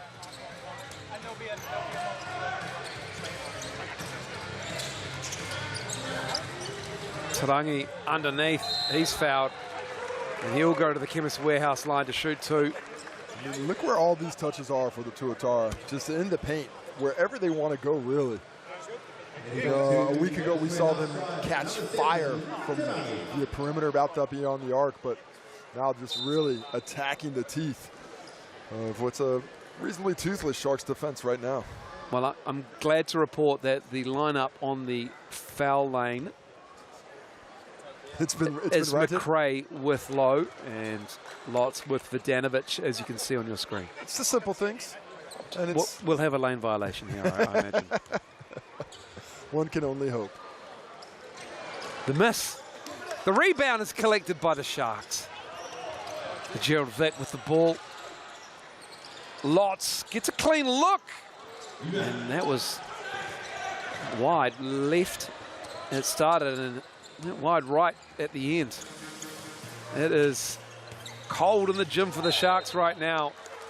And a foul again this Tuatara squad is so good at pinpointing the weakness on the lineup. And that case, Asbury's lined up against Ruben Tarangi.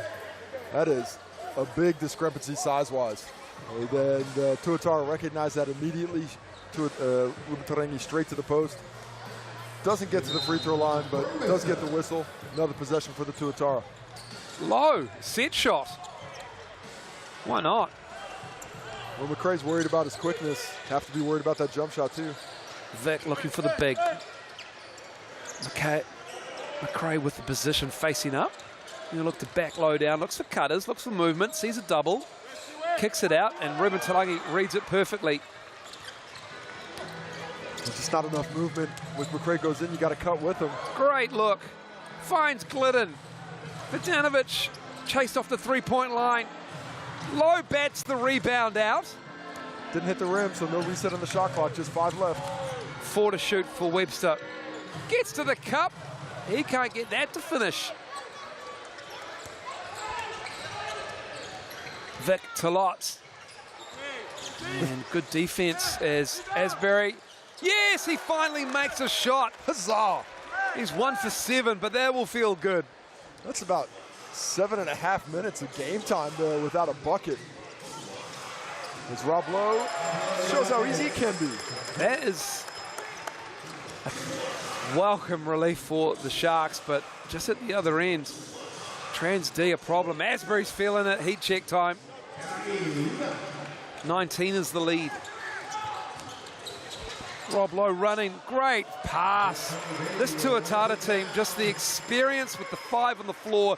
They are a drilled unit and they are experienced, and it shows in that play there. Fantastic passers, really unselfish play, but starting to make things difficult on this end as well. That's going to be unsportsmanlike. Cam Glidden just a blur in the open floor. This is a Sharks team that is low on confidence. Looking for some kind of spark anywhere. They just don't have one right now. Let's take a look at the steal there. Glidden off to the races. Lotz just reaches from behind to foul. Unsportsmanlike call because there's no play on the ball, so it's going to be free throw. Cam Two Glidden. free throws and the ball on the side. That is his first miss from the free throw line this season. That's because he took a week off to go to a wedding last week. He's out of practice. Makes the second. And I hear you're trying to, replace me with him. Yeah, well, also Lindsay Tate as well, who did a great job last weekend. I don't do the rosters. Why are you so happy about it? I'm just saying I don't do the rosters. Everybody at home can hear the smile on your face. I'm really looking forward to working with Cam Glidden on Sunday when the Sharks head to Tauranga to play the Phi. Great to welcome Cam into the commentary crew. We've got Tom Abercrombie as well. He's very good. Waiting for Crystal Ledger-Walker She's to come into the booth because she has just given birth. Congratulations again, still in that Crystal. postnatal haze. Mine's lasted 7 years. Phil Jones and Nelson with Hugh. Maya Williamson, of course, with Nick Bewley and Christchurch with the Rams local call. And a few surprise guests still to come. Miles Pierce going to be doing a couple Oh, games. I love Miles Pierce. We've got a former player that has yet to be announced that will be joining you next week as well. Everybody's joining you, Miles. Yeah. You've been talking to HR about If you can survive a call with me, you can survive a call with anyone. That's the motto at Sky Sport. You've survived 14 years, Casey. That speaks volumes about... Thrived. That speaks volumes about your personality type. Much like Bane, I was born in the darkness. I merely adopted it. Well, I avoided talking about the game for a couple of minutes Yeah, we did. It has been tough going for the visitors, unfortunately. And they've only made 6 field goals in this first half. 6 of 29, 20%. Tuatara have shot up over 50. They're 53% now. Well, if I'm Coach Gamolo, I want to see 2 things. One, I want to keep this Tuatara team out of the paint. Can we just not give them easy layup after easy layup? Nice pass by Rob Lowe. There comes a 3 in. Can they get a box out? They can. Now on the other end, offensively, I'd like to see that ball go through hands. Make the Tuatara go side to side. I don't want to see one dribble attacks, but side to side, keep that ball movement, make them adjust defensively, and then take advantage at the end of the clock. Carpia off the bench. Hutt Valley High School product. Ben Hall misses that. Just like Callum McRae is waiting in that high post for action, and it's just slow going at the moment. Yeah, if you're going to get to McRae, you probably want to get him there really early to work off it. You don't want to give him the late clock, but late clock, let's get something going towards the rim. Don't just toss up a prayer. Glidden to low from deep in front of the rim. Well, a couple of stops in a row for the Sharks. That was a rare miscue offensively for the Tuatara. The Sharks better out of that timeout defensively. Talfa gets it back. McRae rejects the screen, gives it into the post, and bobbled by Vodanovic. 2 to shoot. McRae for 3. Hasn't hit one all season.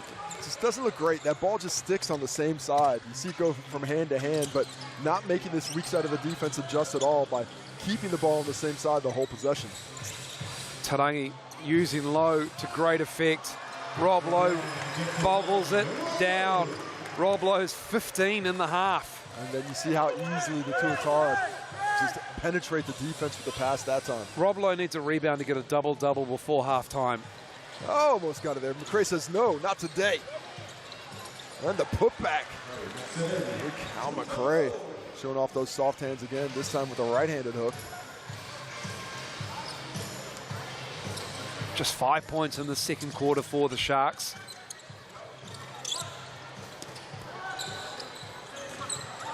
Good hand, Cal McRae, that time. Activity on the ball. And Aaron Young wants a timeout. He doesn't like the way this team is executing them momentarily.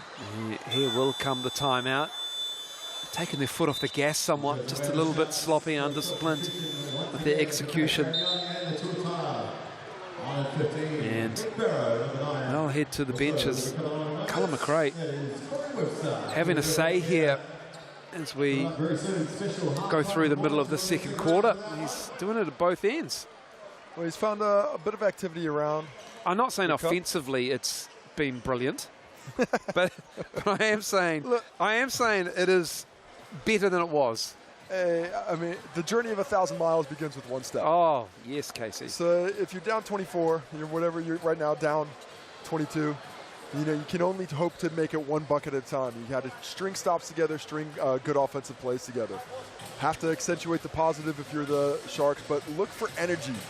And if you're down 22 and you're not executing to the level of the opposition and you've got a lower energy then, well, then it's a lost battle. This is a Tuatara team that is quite frankly failing their fan base from what they did to the Canterbury Rams in the second quarter. Where they only have 11 in this quarter. They had 47 against the Rams. That was as explosive a quarter as I've ever been close to, seen, taken part of, certainly. 17 for 19 from the field earlier, 11 from 12 from the three-point line. Corey Webster, just in that quarter, had 17 points and 6 assists. Rob Lowe, just in that quarter, had 15 points and 5 rebounds. Nick Barrow made a shot that quarter. Tom Vodanovic made 3 for 8 points. And Ruben Tarangi, just 1 for 2. He missed it, but he did hit a 32-foot three-point shot. So, spectacular. Poor pass there, leads to the turnover. Josh Ledger has it, and he's in the game.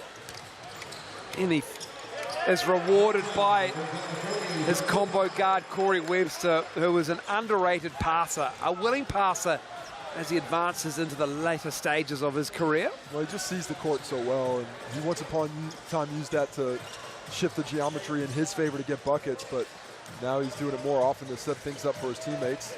Callum McRae tries to find Talfa. Corey Webster with the steal. Just nothing easy for the Sharks. Tuatara just making them make that extra pass every time. Oh! What a pass. Cam Glidden. Almost a finish by Cam Glidden. The athleticism is unmatched. He was floaty.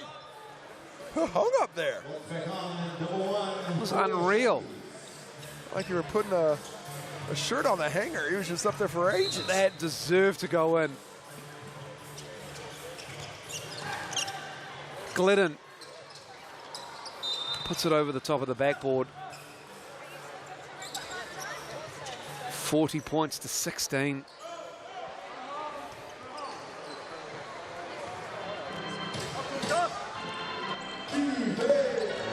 see what the Sharks are able to start moving in this end. 3 minutes left in the quarter. Can they make some inroads? Down 24.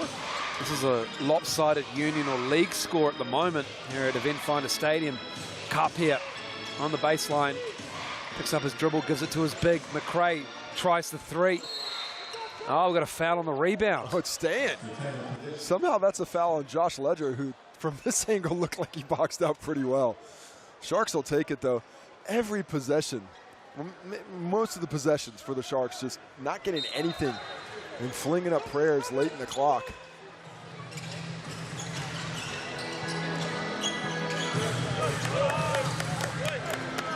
Lots fouled by Webster. A rare offensive rebound. A little bit of work on the glass now, going well for the Tuatara. Attacking them on that offensive glass. And coming into the game, or coming into the round rather, the Tuatara were second in the or tops in the competition in defensive rebound percentage, getting over 82% of the misses when they're on defense. The Sharks have been able to make some inroads into that, picking up their 8th offensive rebound of the game.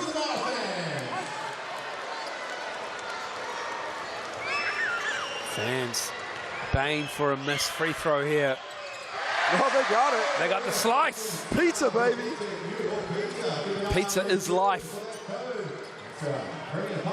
Nowhere more than the SouthNBL. Low. Looking to operate with Webster. Takaha Cooper. Banks in a 3 on the elbow. Yes, Takaha. He did not call that, but he will take it. High arcing bank shot. That kind of night for the Sharks. Even when it goes poorly for the opposition, it goes well. Vic misses that, gets his own rebound. It's offensive rebound number 9. So it wasn't a rare offensive rebound earlier. They have done pretty well on the glass. It's Low. Oh, nice hands again. Callum McRae with another steal. He's in the right place very often and keeps showing off those soft hands he has.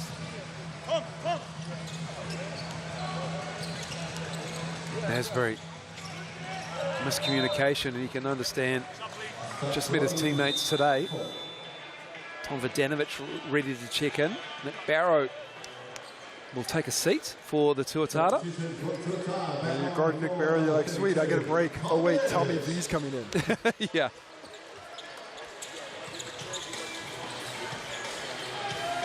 Vic lets it fly. Low with a one-handed rebound. He has his double-double in the first half. 16 and 10 for Rob Lowe. Tarangi on the drive into McRae. Takaha Cooper can't corral the rebound. Goes to the Sharks. They have a 25-point lead here with 1:31 to go. Oh, it turns the call around. Everybody's down to the other end of the court, but the Tuatara did a little bit of campaigning and are rewarded for it. Chance to build on this 25-point lead. Just 18 for the Sharks. Up to this point in the season, the Fives 25 points against Taranaki last week was a low round. Oh, great round of a half. Great block in the foul. Calvin McRae trying to get his team to huddle. Not a lot of impetus there except for Ben Hall to run towards McRae. And that speaks volumes about the body language, doesn't it? Good block on the first one, lots on the second one. Well, it all compounds when you're having a tough season like this. It's frustrating. You're down 25, you can feel it. You know, more likely than not, you're probably not going to get on the front end when you're down this big, this early. But you got to find a way to stay on program.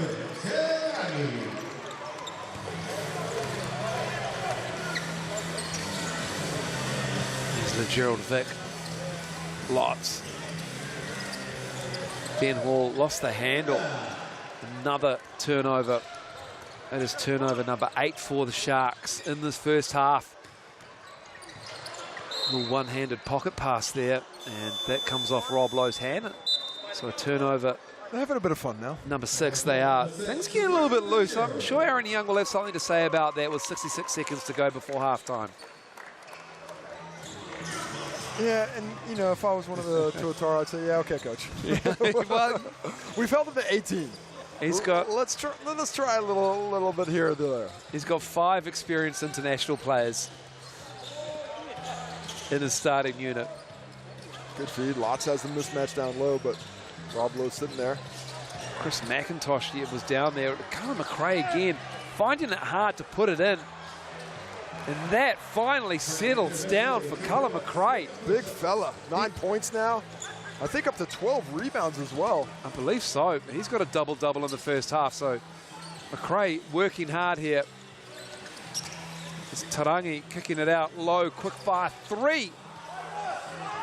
Asbury with the rebound, and Ruben Fitzgerald will pick up the 3rd team foul for the Tuatara. That was called for by Coach Aaron Young. They had 2 fouls to give. That one stops the break, and now they still have 1 foul to give with 21 seconds left. It's Fitzgerald's first. Delay a game on the Tuatara there. It's called, apparently not letting that ball through.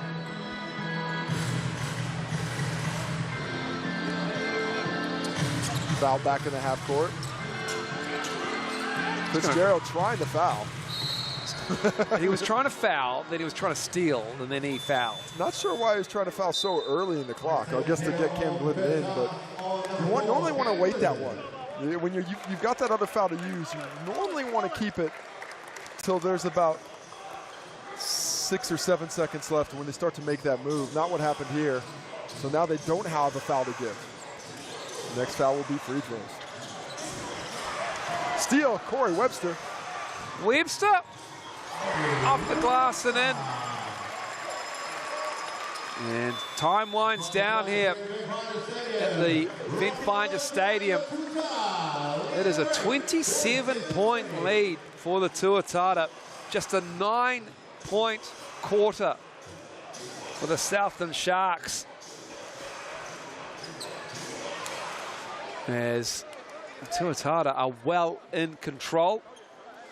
And Rob Lowe is with Casey Frank here at halftime. Hey, Rob, great offensive performance, more impressive defensively. What's been the key to you guys being able to the Tuatara keeping the Sharks out of where they want to be? Yeah, we had a good week of practice and put a good game plan together. You know, they're struggling a little bit with their movement, and if we can continue doing that, we'll be in a good position in the second half. Game like this, up 27, probably not a lot of guesswork in who's going to get this victory, but how does your team stay committed at halftime and come out in the right foot so you don't get your coach mad at you after that? Yeah, we can't relax. You know, every point matters in this league, and if we can put up some points, that'd be great. But just holding them at this point is a desired outcome. And just one final one, since we got you here in there's 10 minutes, signed with the Melbourne United. Excited about that one. It came around out of the blue. Must be pumped to go back to Melbourne. You had a good time last year. Yeah, I had a great time, but I'm here right now, and we've got to focus on that. All right. Appreciate it, Rob. 47-20 as halftime has started here at Eventfinda Stadium. We'll be back after the break to give you some stats and highlights courtesy of the Chemist Warehouse.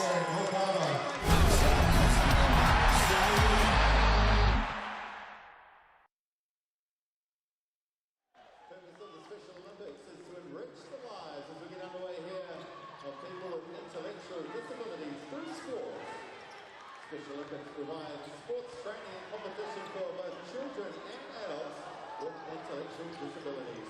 Through sports, our athletes are able to see themselves grow with their new abilities and are open to become more confident and empowered by new accomplishments.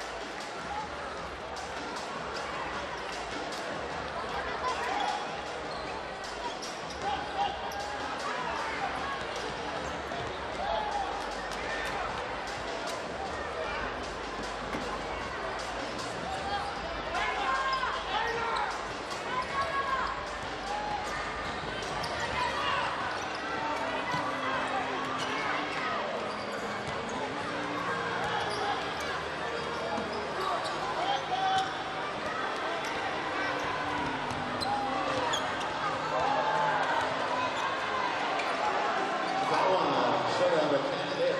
Just join us. This is the final 5 Special Olympics 5-minute showdown. The home team, Auckland, is in the black with the letter maroon, of course, and in blue is our away team, which is Papakura and Auckland combined. 20 seconds remaining in this match.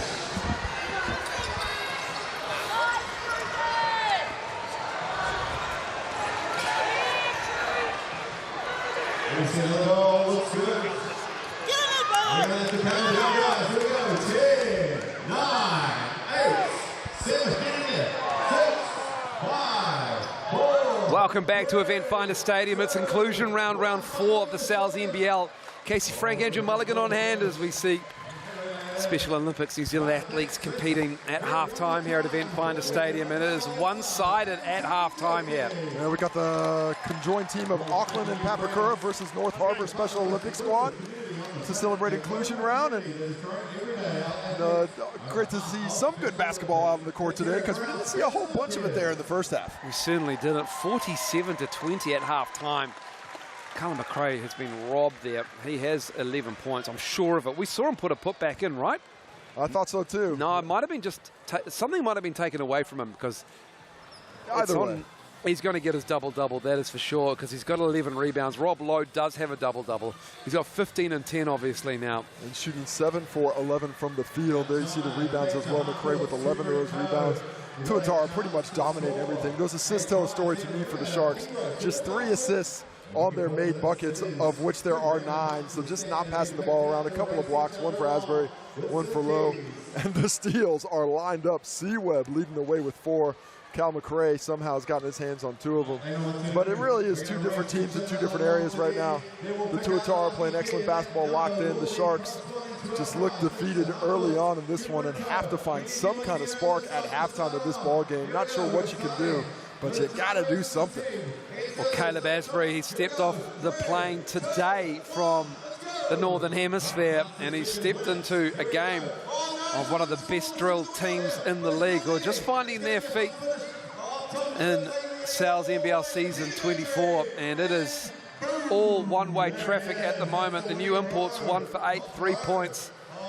And Markel Lott's 1 for 6. He's got 6 rebounds. The Gerald Vicks 3 for 10. Cullen McRae's 4 for 12.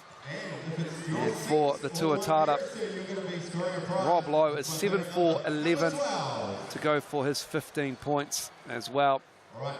Ruben Tarangi and Cam Glennon combined 0 for 7, and that's just worrying if you're Guy Malloy. Those 2 guys, they pick their spots and they get going. They are absolute weapons. Well, good news is they've held the Tuatara to 2 for 14 from the 3-point line, so there's one little victory. That's good defense on the 3-point line. Not as good defense inside the key, where the Tuatara have 34 points in the paint. Yeah, that's also not great defense. But hey, 1 point less than outside the arc, Casey. There you go. There's math. There you go. We'll come back after the break and we'll have the third quarter for you. It's 47-20 at halftime.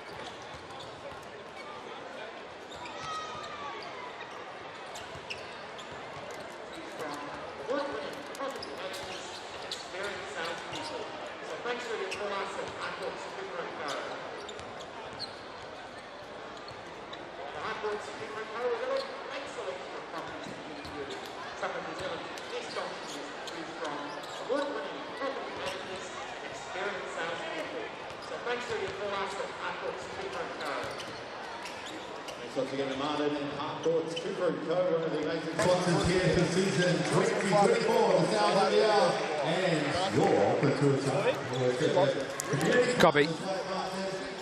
And we've got some more giveaways coming up very, very soon. The trial kicker is Ryan Philipper. And hopefully that daycare is for them. But Thursday and Friday. not fun. Really? So I mean, to do it, they would just stuff this on.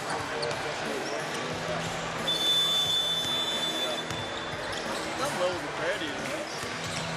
Good fight. I mean, you got to do a good job getting the tickets, but hopefully they invited some Well, I sponsors. said to Dale, I said, mate, you bought an answer in the second half. Here's our partners for this season.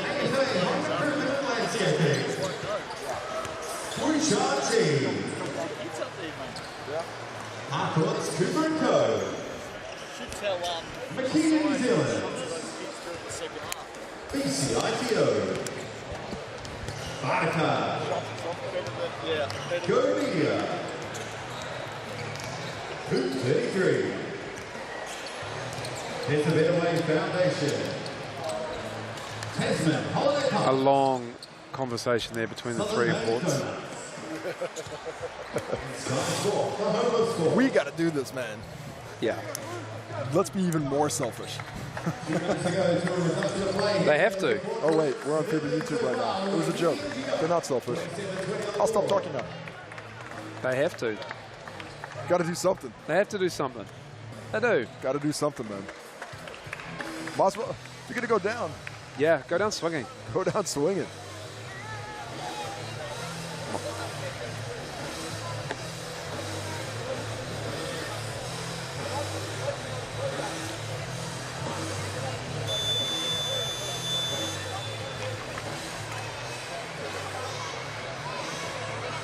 Welcome back. Halftime just around the corner. 47-20. It's just about to finish, I should say.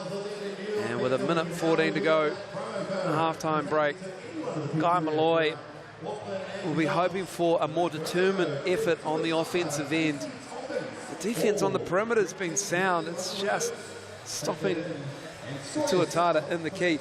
Saw at halftime there a long conversation at mid-court between LeGerald Vick, Markel Lotz and Caleb Asbury, the three imports by... Can I just say that Yes, the Tuatara 15 plus have gone down? And the Sharks by 15 plus has gone up. Interesting. Well, I love the confidence. Possibly a missed press button. But if you do want to get in the mix and pick, I would suggest probably not picking the Sharks by 15 plus. But definitely download that QR code and get to picking. It's that conversation between the three imports, Casey. That is going to be interesting to see how the Sharks respond out of... Well, you want to see energy if you're Coach Gardner. Energy and enthusiasm. You want to see your bench trying to create some energy in the court by cheering those guys on. You want to see movement, guys in the stream. Now, that's very difficult to make it appear out of nowhere. We heard Coach Guy Malloy talking before the game. He wants his team on the same page. Also difficult to do with guys coming in and out. But just want to be out there, make it a fight, go out there, show some hustle, show some heart, and see if you can't make a little bit of a dent into the scoreline. Underway, third quarter here at Eventfinda Stadium. Good crowd in for a Friday night. Tom Vodanovic, easy drive, easy and one to start us off. That design play, they wanted to get Vodanovic that catch there at the elbow for the rip through. They really looped everything around. You see it went to that quick exit on the on ball and straight down the lane to attack out of there. They expected that double team. They expected that energy from the Sharks to try and be on the ball and a nice release of the pressure to attack it. And now the officials blow the whistle because they incorrectly let Tommy V know he had 2 free throws. We know he's got one. A chance to get to 50 and put it up 30, and he takes it. Vodanovic moves to 11 points now.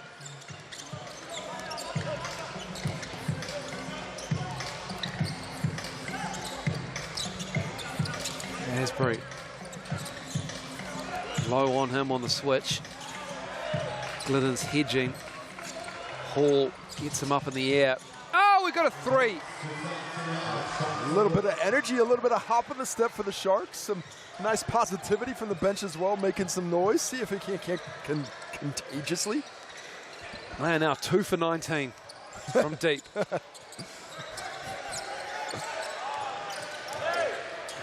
Webster with a separation. Good defense by Asbury. Oh, and then no. just Too tough of a pass there for him to regather. And then Vidanovic tried to get McRae to foul him. Nice job by McRae there. Yeah, the first pass by Vic, you need a little bit more familiarity. Asbury wasn't used to that. Vic for 3.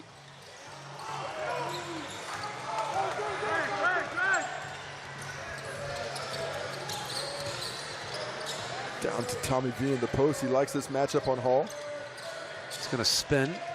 It's going to be too strong. Asbury with the rebound. But better energy defensively from the Sharks. They're not seeing the straight line drives happening as often.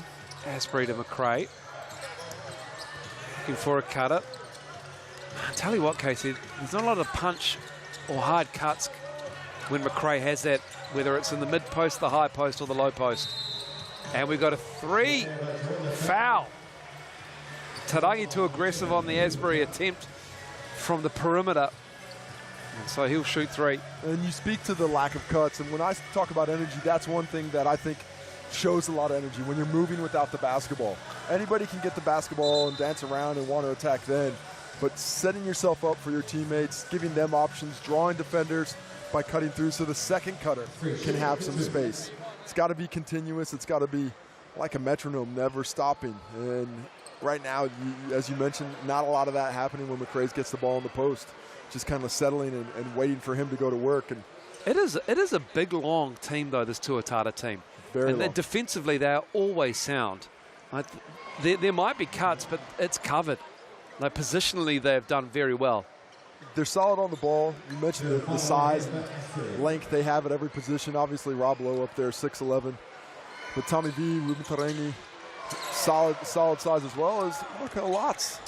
Gets that rebound and sees if he can't go back to work. Looking for that cutter. It's McRae. It's too low. Turnover again. Glidden looking up to Rob Lowe, who couldn't quite grab it. Got a little hop in the step when he saw that come and tried to finish it. Webster almost had it. Hall for 3. Can he get another? Oh, yes. Asbury on the follow. Look at those hops off the plane. Caleb Asbury. Did not leave the athleticism in the overhead compartment. Bouncy. Webster. And the block with Gerald Vick. Ben Hall. Seeing some energy from the Sharks here. Can they get back-to-back buckets? Not quite. Stays with the Sharks, though. Still a chance. I kind of feel like a dad rooting for the other team. Like, just let them get some buckets. Let's pull the defense back to half court, guys. On those junior ball rules. Let's get it back to the three-point line for a bit. No double teams. No double teams. And let's keep the hands out of the ball out of the hands of our best player let somebody else score. Just want to see some good things happen. Great. Trying to do something with Lots, not working. Vic left it short, gets his own rebound. McRae gets that rebound, ripped away by Webster, fires it to Vidanovic. And Vidanovic gets the bucket at the other end and then almost gets a steal. Tommy V, an absolute pest. A little bit of a seagull to start. You see C-Web gets the ball. Everybody behind Tommy V, who uses his body to shield well, and then all over it, nearly snatches that one. Asbury gets behind the defense, got an attack on his hands. Asbury challenges low. Didn't get that call, wanted it. Glidden back to Webster for 3. Corey in and out. It is a tough night from the three-point line. Tarangi with the steal. Ruben Tarangi just snatches out of McRae's hands. Glidden, it's looking like rapid league out there at the moment. Letting them fly. The Tuatara. Oh, Tarangi with another one. It's getting loose. Low with the bucket. Another timeout to the Sharks because of this lack of value in the basketball. I just don't know what Guy Malloy can do here. He's got to stop the rot. He's got to call time. But it's just not happening at the moment. Yeah, we see that steal. Ruben Tarangi find low with the quick release.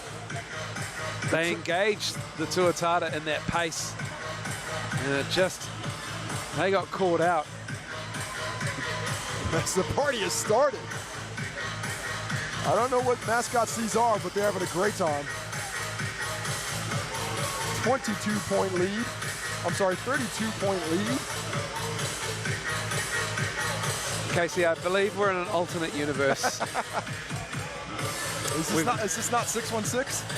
We have a 57-25 ball game, and we've got a frog in dungarees and a guy who looks like he should have a head on that mascot outfit.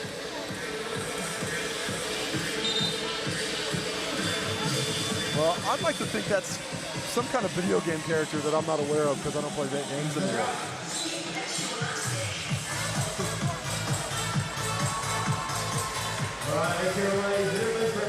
They turned up the bass for that one, too. I was feeling it. I actually enjoyed it. I did. It was something to smile about. Let's not forget, this is not the Sharks' only game this weekend either. No, it's not. The Phi will welcome them with open arms, and that is a bottom of the table clash that both teams will be targeting a dub for sure. Back underway out of that timeout. What do the Sharks have? Asbury kicks it out. Hall for three. Great challenge by Lowe, but Ben Hall better offense. 2 for 3 this half is Ben Hall. The Sharks find a little bit of rhythm from there. Fitzgerald hits the top of the backboard. Tom Vodanovic gets the offensive foul. Climbing the back there. And now the Sharks can string back-to-back good plays together. See the way that penetration there, the defense collapses. You just gotta penetrate that defense with the dribble, with the pass somehow. Make that defense adjust and then attack the weakness. Attack where that coverage has come from. This is the second foul on Vodanovic. McRae puts it upstairs. There's a highlight. There's a nice little pass from Big Callum McRae. That's a cut. That's a lob. Markel Watts goes up and smashes it down. Low to Vodanovic, who loves that low cut in the seal there. Vodanovic or Tarangi, pretty much every time has a mismatch.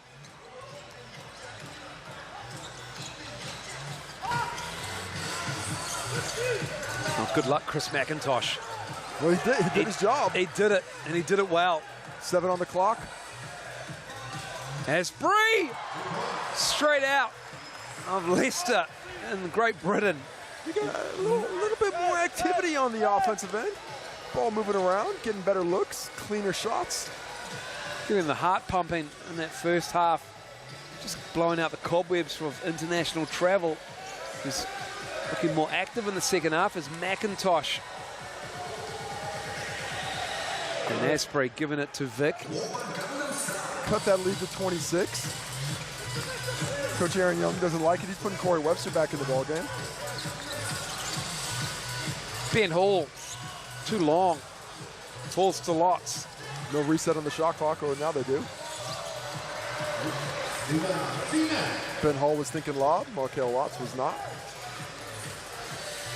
Turnover 14 for the Sharks. Low, facing up on McRae. Goes in the up fake. Good defense from the big man for the Sharks. Is that a technical foul? Technical foul on Rob Lowe? Yes, it is. Not sure if that was Rob Lowe or if that was somebody else. What number's Rob Lowe?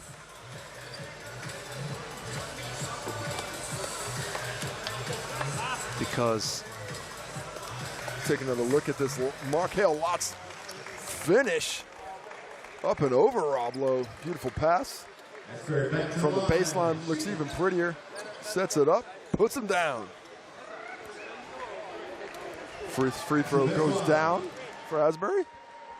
So now we're down to a 25-point lead. Yeah, that technical foul was on Tom Vodanovic. Not Rob Lowe.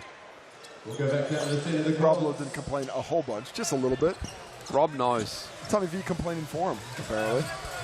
That's his third foul for Vodanovic. Cam Glidden with the defensive hand in the lane.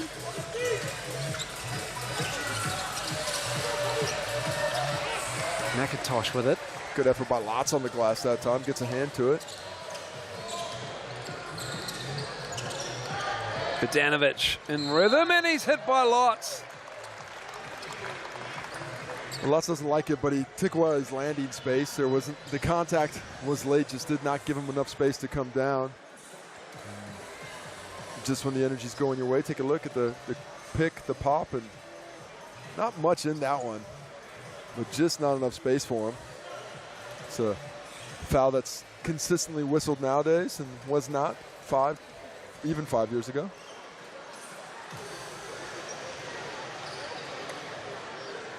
Tomorrow, just the one game in the Sal's NBL. That's the Hawks hosting the Rams. Big game for both teams, and we can start saying that even though it's round 4.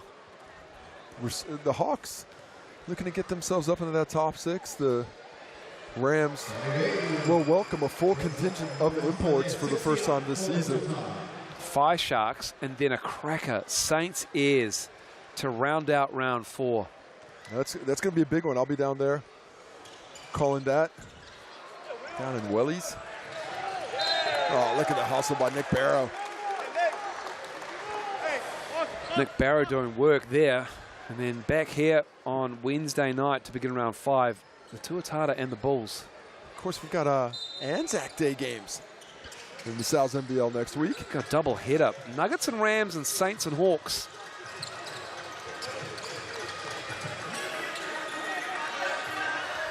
Cam Glenn well off with that shot. Corey Webster to the cup. Oh, what a finish. Corey Webster. Makes it look easy. Makes it look so easy to see Webb. He's so crafty. He is a natural born bucket. 12 points for him now. Asbury. And Snow with the activity. Riley Snow. He is, I feel, a little bit underutilized in this game. He showed real promise in the Rapid League game, which the Tuatara won. It was a low-scoring affair, but Riley Snow had some great blocks, protected the rim, gave activity, gave energy, and I think that's what Guy Malloy really has to do. Turn to guys like Riley Snow, give Callum McRae a bit of a break, give them a different look. You see the activity again on the glass. He's moving around, trying to show that athleticism he did display in that Rapid League game. Had 2 blocks at the rim on rim attacks that were looking for dunks, and he denied them. So that's another good thing about that Rapid League. You can make some inroads right there on game night. Say, you know what? I do deserve a chance to play. Down 28 with 3 minutes and 9 seconds left to go and playing the game. Did you see Blake Griffin retired this week, Holmes? I did, Casey. I did. Lob City, one of the great highlight teams of all time. Blake Griffin, you know, sometimes I've heard a little bit that he had was a little disappointing, didn't reach his potential. That guy saved a morbid franchise. People do not remember what the Clippers were before he got there. No, they were an abomination. Just a complete joke. Yeah. A literal joke. Yeah. And he just about single-handedly turned that around to the point where Chris Paul wanted to come join the Clippers. He was like, you're going to trade me here? Okay, I'll go there. Well, he was traded to the Lakers, but David Stern He had to say yes the second time, too. I think one of the favorite lines I read on his retirement and one of the stories, it said he jumped over a car as well. Yeah. To list his accomplishments. That's one of them. He did. He jumped over a car on the All-Star Slam Dunk competition. Jumped over 95% of the NBA as well. Timothy Mozgov, he'll be drinking. Oh. He'll be having a shot of vodka somewhere. Oh my goodness! I saw Matt Bonner was in the comments. Yeah. As he was dunked on, saying I chose not to block that. Do we have a bank foul shot there? Called it. From the Chemist Warehouse line. Did he call it? No, he definitely did not. But we saw the Tukaha Cooper 3-point bank shot off this one in the Rapid League game earlier. We certainly did. So it's just it's all about. Was that in the Rapid League? No, their bank shot was in this game. Oh yeah, that was in the first half. Yeah. Good point. It all blends, Mills. I'm not going to lie. I'll tell you what, my friend. We call a lot of games. Angie can't get the finish. He likes that shot though. He loves that little runner.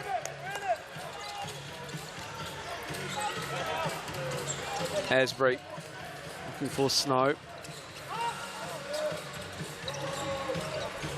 Connor Cole.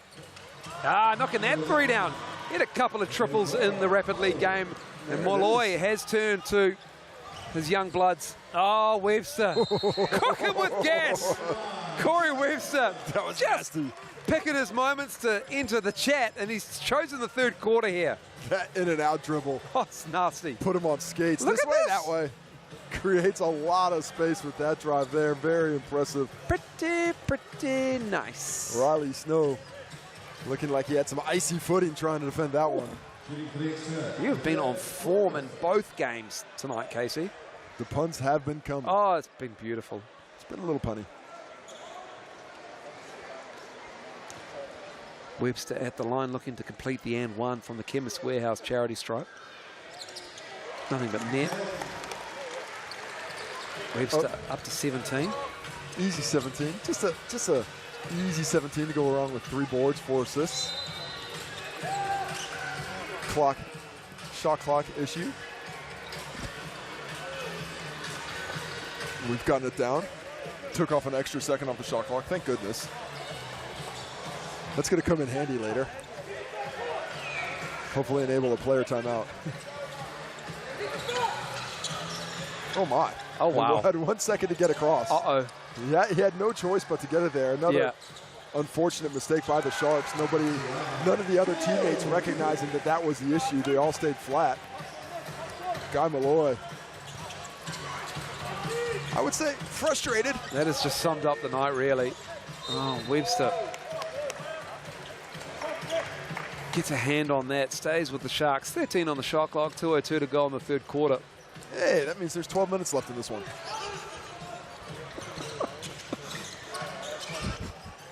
Let me see. Asbury finding the range, starting to show a little bit of skill, in particular for a player, as we've mentioned, fresh off the flame. Nick Barrow straight through. Welcome to the league, Caleb Asbury. This is Nick Barrow. Does it count? Oh, you've got to count that. That's Nick Barrow.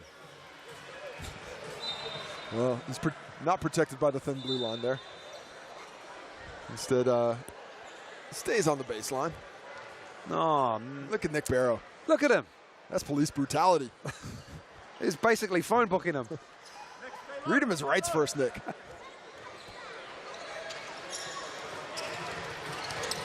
Here's Webster. Oh, the dish to Lowe is superb. And Rob Lowe wants the hit on the head call. A lot of contact. He has strong hands to get that finish through. A bit of body. Sharks' rim's tied up on this one. Someone's got to get that net loose before they let a shot fly. Might cause a miss. Vic knocks that down. Asbury did it earlier in this quarter with a 3, and the net is loose there. Vic says, I don't need no nets. Just buckets. It's 26 now. Glidden across the lane. Tarangi. 8 to shoot. Left hand. Too strong. Ruben Tarangi, a rare miss. Glidden. Oh, they onto him, but they give it to Lowe, and they survive that with under a minute to go in the third. Good hustle by Connor Cole to get back into that one. Challenged up high, and then come back for the rebound. Lowe collects the miss. Rebounds after rebounds now. Can go for 2 for 1 if Corey Webster would like. I think they do. I think they're all about 2 for 1 right now. Too easy for Rob Lowe. Oh, Barrow with an offensive rebound. Pull the trigger, Corey. Knocking it down. Is that up to 20 now? C. Webb. Up to 18. 18-ish. Might have prematurely called Corey's and 1 earlier. Just as the stats keep up here. Well, the scoring's been quick. With a steal to end the half. Excuse me, the quarter, and oh my goodness, Corey Webster put it on the front rim. 72-43. Tuatara in with a flourish to the third quarter. They lead by 29 after 3. Back after the break.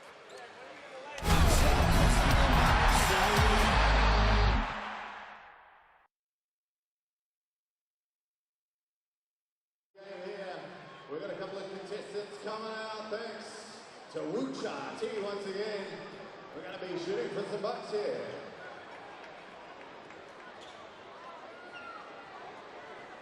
Teddy, welcome to the floor, Teddy.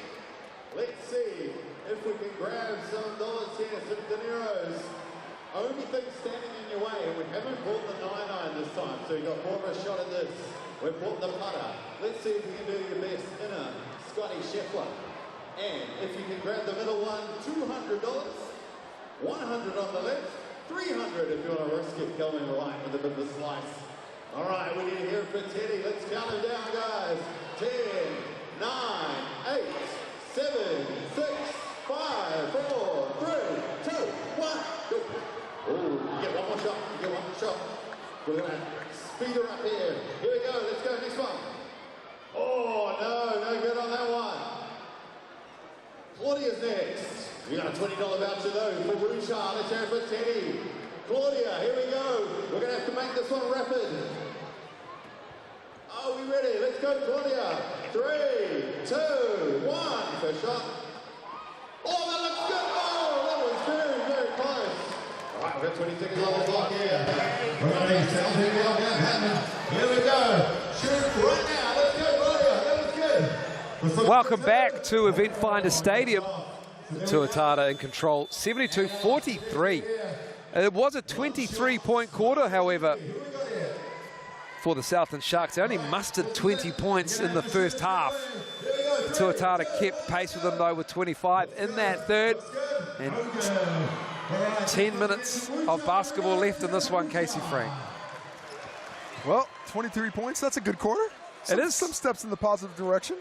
Held Tuatara to 25, which is only their second highest scoring quarter of the game. So at least some moves in the right area. Saw some more energy on that offensive end. More than anything, they finally hit some shots. Well, they had 5 threes in that quarter to the Southland Sharks. That was the key to them. After now up to 6 for 29 from 3. Not great at 20%, but surprisingly better than the Tuatara's 4 for 18, which is 18%. Sorry, 4 for 22. That makes it 18%. It's worse than I thought. Markel, lots on the drive. Oh, right hand finish is pretty. Oh, so pretty. Can finger roll. Right by Rob Lowe, avoids foul trouble.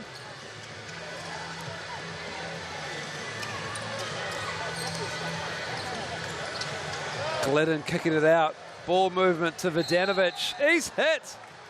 Scott Talfa too aggressive on the closeout. That ball is on a string, man. It is. It's just they pass so well, completely unselfish. They know where their teammates are going to be. I love that cut over the top, little rub screen by Vodanovic, and Glidden doesn't force the shot at the end. Kick. Just excellent movement. This is a team on a mission, Casey. They have left a lot of chips on the table the last 2 seasons, have the Tuatara. They lost 2 finals in a row.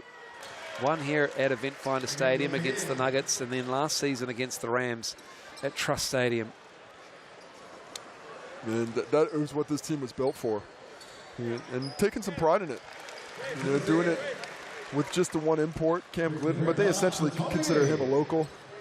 A man who's expected to sign with the Breakers again, upcoming, to extend his stay on the New Zealand shores, but no Americans, just the one import. Dedicated this budget to Kiwis, and they are proving that was a wise investment up to this point in the season. Oh, and they have lent on imports like Chris Johnson 2 seasons ago, last season as well, but I feel as though this 5, if they stay healthy, they're going to be there again in the postseason in that final weekend. As Webster, we've got a trade window coming up in May as well, a week where teams can trade players. The players have to agree to the trade as well. 2 weeks from now. That's going to be interesting to see if there's any movement. A few names bandied about that could be potential targets for teams. And it's going to be interesting. A team's going to want to get rid of a little salary if they don't see they're in the mix, but there's going to be a lot of teams who think they're one player away as Ruben Tarangi. It's not often Ruben Tarangi gets hit and gets hit hard. And not often he comes off the second. Yeah. But on that case, it did look like he didn't really enjoy getting hit there. We'll take another look at the cut here, right into Markel Lotz, who gives him the shoulder. Webster to Lowe. Rob Lowe. Not having fun on the lobs. He is not Rob Lowe it has not been his night. They have given Rob Lowe fits, and Rob Lowe before those shots was 10 of 17. He's got 21 and 13. Brother. Yeah, but it's not Rob Lowe-esque. I do feel you. I wish I could have a. I'm doing Rob Lowe standards, Casey. I'm not doing. That's a bad pass from Corey. Rob Lowe did not want that basketball. That was a setup. That was a hospital pass. Webster. Taufa doing a great job staying in front, and then Webster goes around him, puts it in with the right hand. Taufa listening to that clock, expected the jumper to come. And C-Webb knew exactly how much time it was going to take to get to the finish, and gets there up to 20 points now. Well, Scott Telfer, a Westlake Boys High School alum as well. It's Ben Hall. He's been good in this game.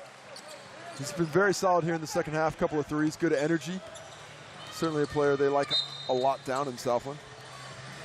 See the foul, and Jackson Kiss will be checking into the ball game, tasting his first action of the Sal's NBL. Jackson Kiss, 16 years old.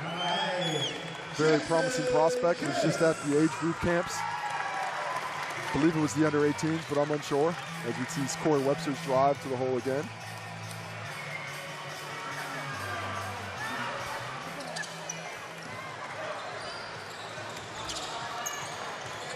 Goes to Auckland Grammar High School, does Kiss, and Rob Lowe kisses it off the glass.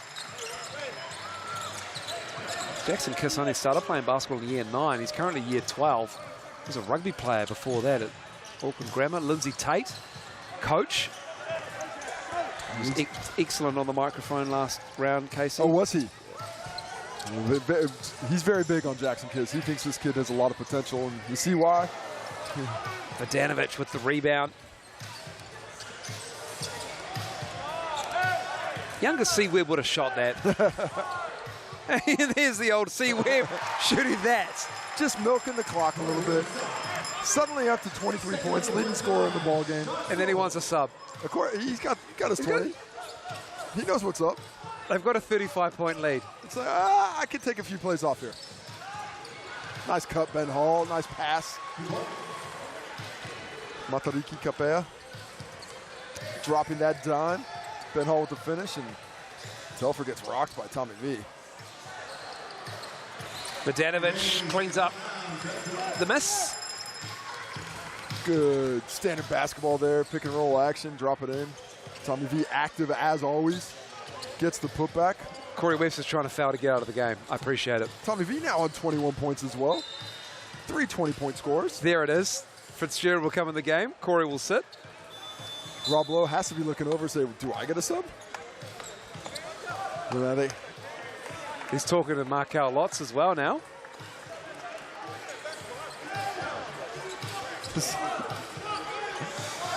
See, don't need to poke the bear. You know, not that the Southland's a bear right now, but, you know, be up 35. Unless they had something to say as Lotz slips and hits the ground. Second week of the school holidays, so we'll see all the kids there and parents as well. And for those, we have, of course, the next day being Anzac Day. NBA playoff action, Moles. How's your team doing? 84-49. Oh, that's right. You like the Warriors, eh? It's been a good run, KC. It has been. You know, they'll get LeBron. He'll decline his player option. They want to get older? I watched that game. I don't know if that's the answer. Ooh, Ben Hall felt all of that as he went down. Yeah, went into the standard after the foul going up. I don't think the Chris Paul experiment worked. Chris Paul, I saw a mean tweet saying Chris Paul finally eliminated the Warriors from the playoffs. That was a mean one. I think the Chris Paul experiment, as we see the drive again and the foul, Jackson Kiss, I think the Chris Paul experiment worked better than Jordan Poole would have. It certainly did. Apologies, any Wizards fans still watching? Apologies just for you guys being Wizards fans. That's a tough gun. That's a tough follow. Barrow can't get that.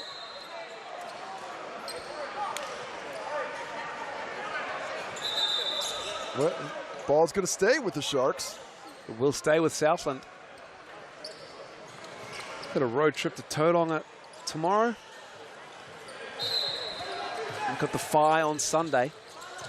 Good to have a little bit of rest time in between. Not like the old days when it was game. Oh, look at the footwork. And that's not a travel. That's not a travel. Oh, no, that's not a travel. He's pivoted, and into the step. If we see that one again in slow motion, let's take it. Keeps that pivot foot there and then steps off of it.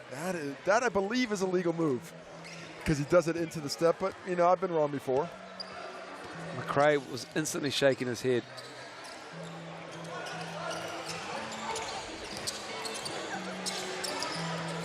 Lots trying to hustle in here. Danovic going the other way. And that is the exact movement Callum McRae just made on the other end. He is a frustrated man right now. That's very similar to what McRae was doing. Lots banging down at Vidanovic. Was called for the foul. I think that's number 4 on Tommy V. If he really wants a rest, he can just get number 5 soon. Take another look at the Tommy V. Look at a timeout case. There's a spin. There's into the step. Very similar. Very similar. McRae had that extra pivot to start, though. That is indeed Vidanovic's 4th foul. It is a 37-point lead with 4:59 to go. Crowd on their feet. Free basketball is about to be lobbed. Oh, keep your head on a swivel. They could go anywhere right here, Moles.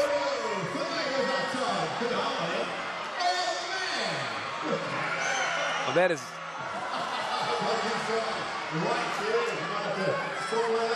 That has been that kind of night for the Sharks, where it has been one-way traffic from the get-go. They have not led. It has been all Tuatara. Got to say I'm disappointed in the guys throwing out the balls, one of which they'll budge. Oh, don't. You've named them. But you got to milk that. We got nothing to talk about now. That crowd was going wild. Use that the whole 60 seconds. Make them make noise the whole time. You throw the balls out at the end. Yeah, but he also missed an entire section. It's true. An entire stand. There are 3 balls and three stands. Probably should have given one each way. But, you know. Well, who do you think will win the NBA championship then, Casey? You know what? I got to go Nuggets. Can't say no to Denver. But I'm not opposed to the Phoenix Suns right now. Oh, okay. They're playing. Do you see Nurkic? I love Nurkic. That's all, folks, baby. You've got to eliminate the team to be able to put that's all, folks. You do. You've got to be able to. But anyway. But I mean, Draymond did kick him in the head this year. Yeah, but you know, guys have been kicked by Draymond before. Yeah, and I know some of those guys personally. They didn't like it either. Yeah. But do you see Nurkic and the Suns being able to stop Jokic? No, but they're the only team I think that can outscore them. Okay. And that's what the Suns can do. They can, if it goes well for them, they can outscore anybody. So OKC, the T-Wolves. I think both probably need a little bit more seasoning. T-Wolves I'd like better if they were on the other side of the bracket. McRae with the bucket. There it is, Callum McRae. That's police brutality the other way. Right at Big Nick Barrow. Not so big when he's standing next to Callum McRae, though. Right in there. Just gets to the spot, straight to the left-hand hook. Soft touch on display once again. McRae continuing his solid game. And that's McRae's first bucket since halftime. He's now got his double-double. Misses that. He almost put the commentator's curse on him. Tommy Vidanovic has come up a little bit game there, but he says he's all right. He got whacked on the side of the head. Markel Lotz and Tommy Vidanovic. They're just fighting. They've had a battle tonight. I appreciate the effort from Lotz here in the second half, working through it. Still out on the court as well as the import with 4:29 left, but not dropping the effort, not dropping the hustle. Tommy V to the bench now. Takes a little head knock for Coach Aaron Young. He said, maybe I should bring him to the bench. Just Ruben Tarangi out there looking at the bench wistfully.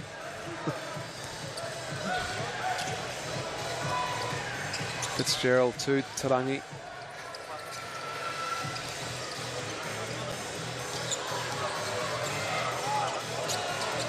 Bucket for Ruben Fitzgerald. Drops it in. McIntosh ready to get it checked in as well for the Tuatara. Going to say that's going to be Ruben Taremi's night. So all the starters will be done for today. Markel Lotz, he's out there trying for the Sharks. Three ball has not been kind to Markel Lotz today. Hasn't been kind to the Sharks. Overall, they're now 6 for 33. Jackson Kiss! Oh my goodness! The 16-year-old on the baseline drive puts it down. Welcome to the future, Jackson Kiss. Oh my! Jackson Kiss. What's this? Look at this rip through baseline. He knows the whole time I'm going up and I'm going down. He's 16. Powerful finish. Taken from the baseline angle as well. Explosive. Oh my goodness. Young fella, welcome to the NBL. That has got the vets up on their feet on the Tuatara bench. Well, that's that athleticism I was trying to mention. That is not a common drive for a 16-year-old. Oh. Against men. It might be common against other 15, 16-year-olds, but he just did that against the big boys. Pulls down that rebound. Feeling bouncy now. Give it back to him. Chris, find him in the corner. There it is. Gets the up fake. Oh, they close on him hard. I'd be going the other way after I got banged on. Fitzgerald. Ledger. Oh, good hustle. Josh Ledger with that. Here comes Barrow. 3 on the clock. Oh, McIntosh to Barrow. The bench connection, the vets. The bench connection strikes again. A 42-point lead now.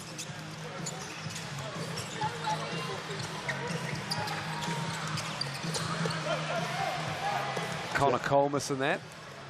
He got Jackson Kiss.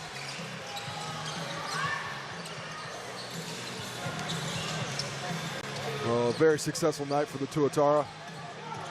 A near full house.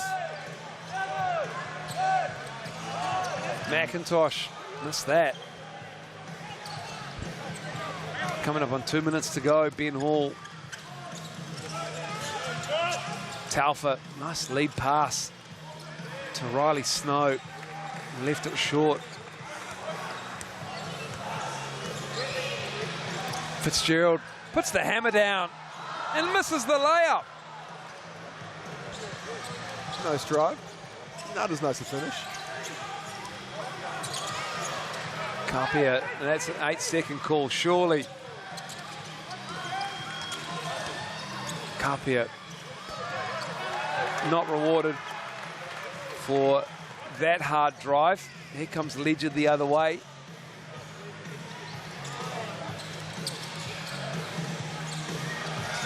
Barrow outside to McIntosh.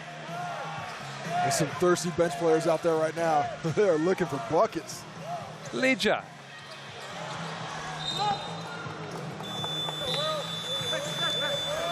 And Will Ledger will come into the game for Nick Barrow. Big shift in the watch house for Nick Barrow tonight. Hope he's not on shift today. Occasionally he does have to get right back to work. He does. After a game.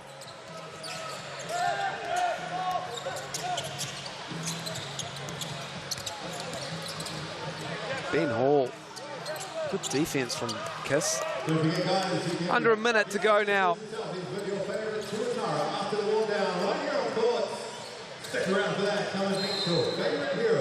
And a foul as Kiss went across the lane. And if you want to have a look at the screen right now, 42. We've got our fan zone, which is available on trial. Well, this is a clinic.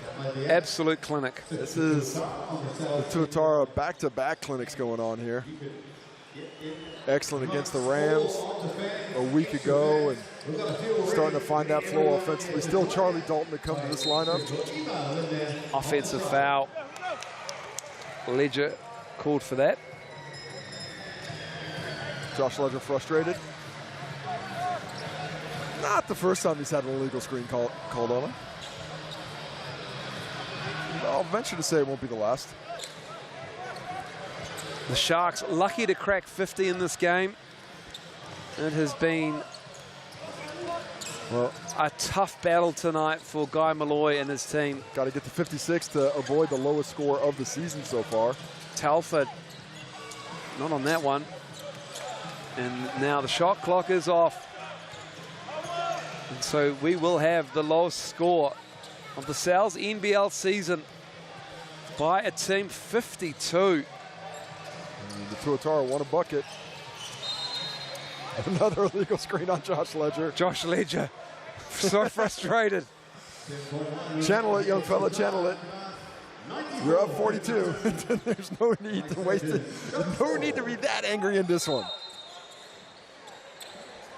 You want to make... Oh, player timeout. Yes. Fantastic. It's exactly what they wanted. Well, if they can get a 3 on this possession, they will equal the low score of a season for a team, which is held right now by the 5 last week against the Taranakiers. That's their next opponents as well. Somebody's going to get some get-right juice. The Eventfinda shuffle is happening right now. People have seen just enough offensive firepower from this Tuatara team. 94 points. Webster. Snow with the run-up. 54 for the Sharks. And that'll do it. A 40-point blowout. They led for all 40 minutes to the Tuatara. And the visitors from the deep south copped a hiding in Tamaki Makoto tonight. Just clinical, all aspects of the game. Very good defensively, very good offensively.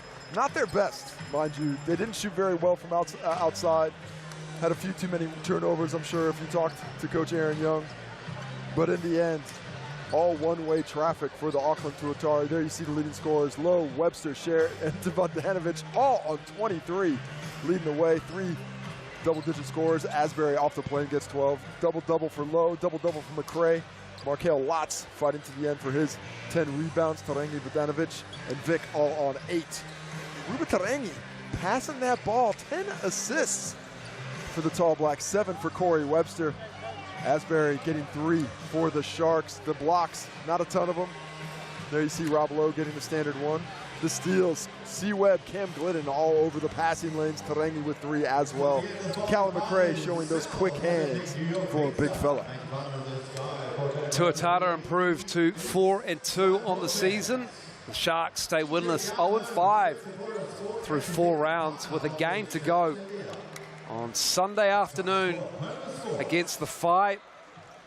And then a banger of a game, Saints Airs on Sunday night.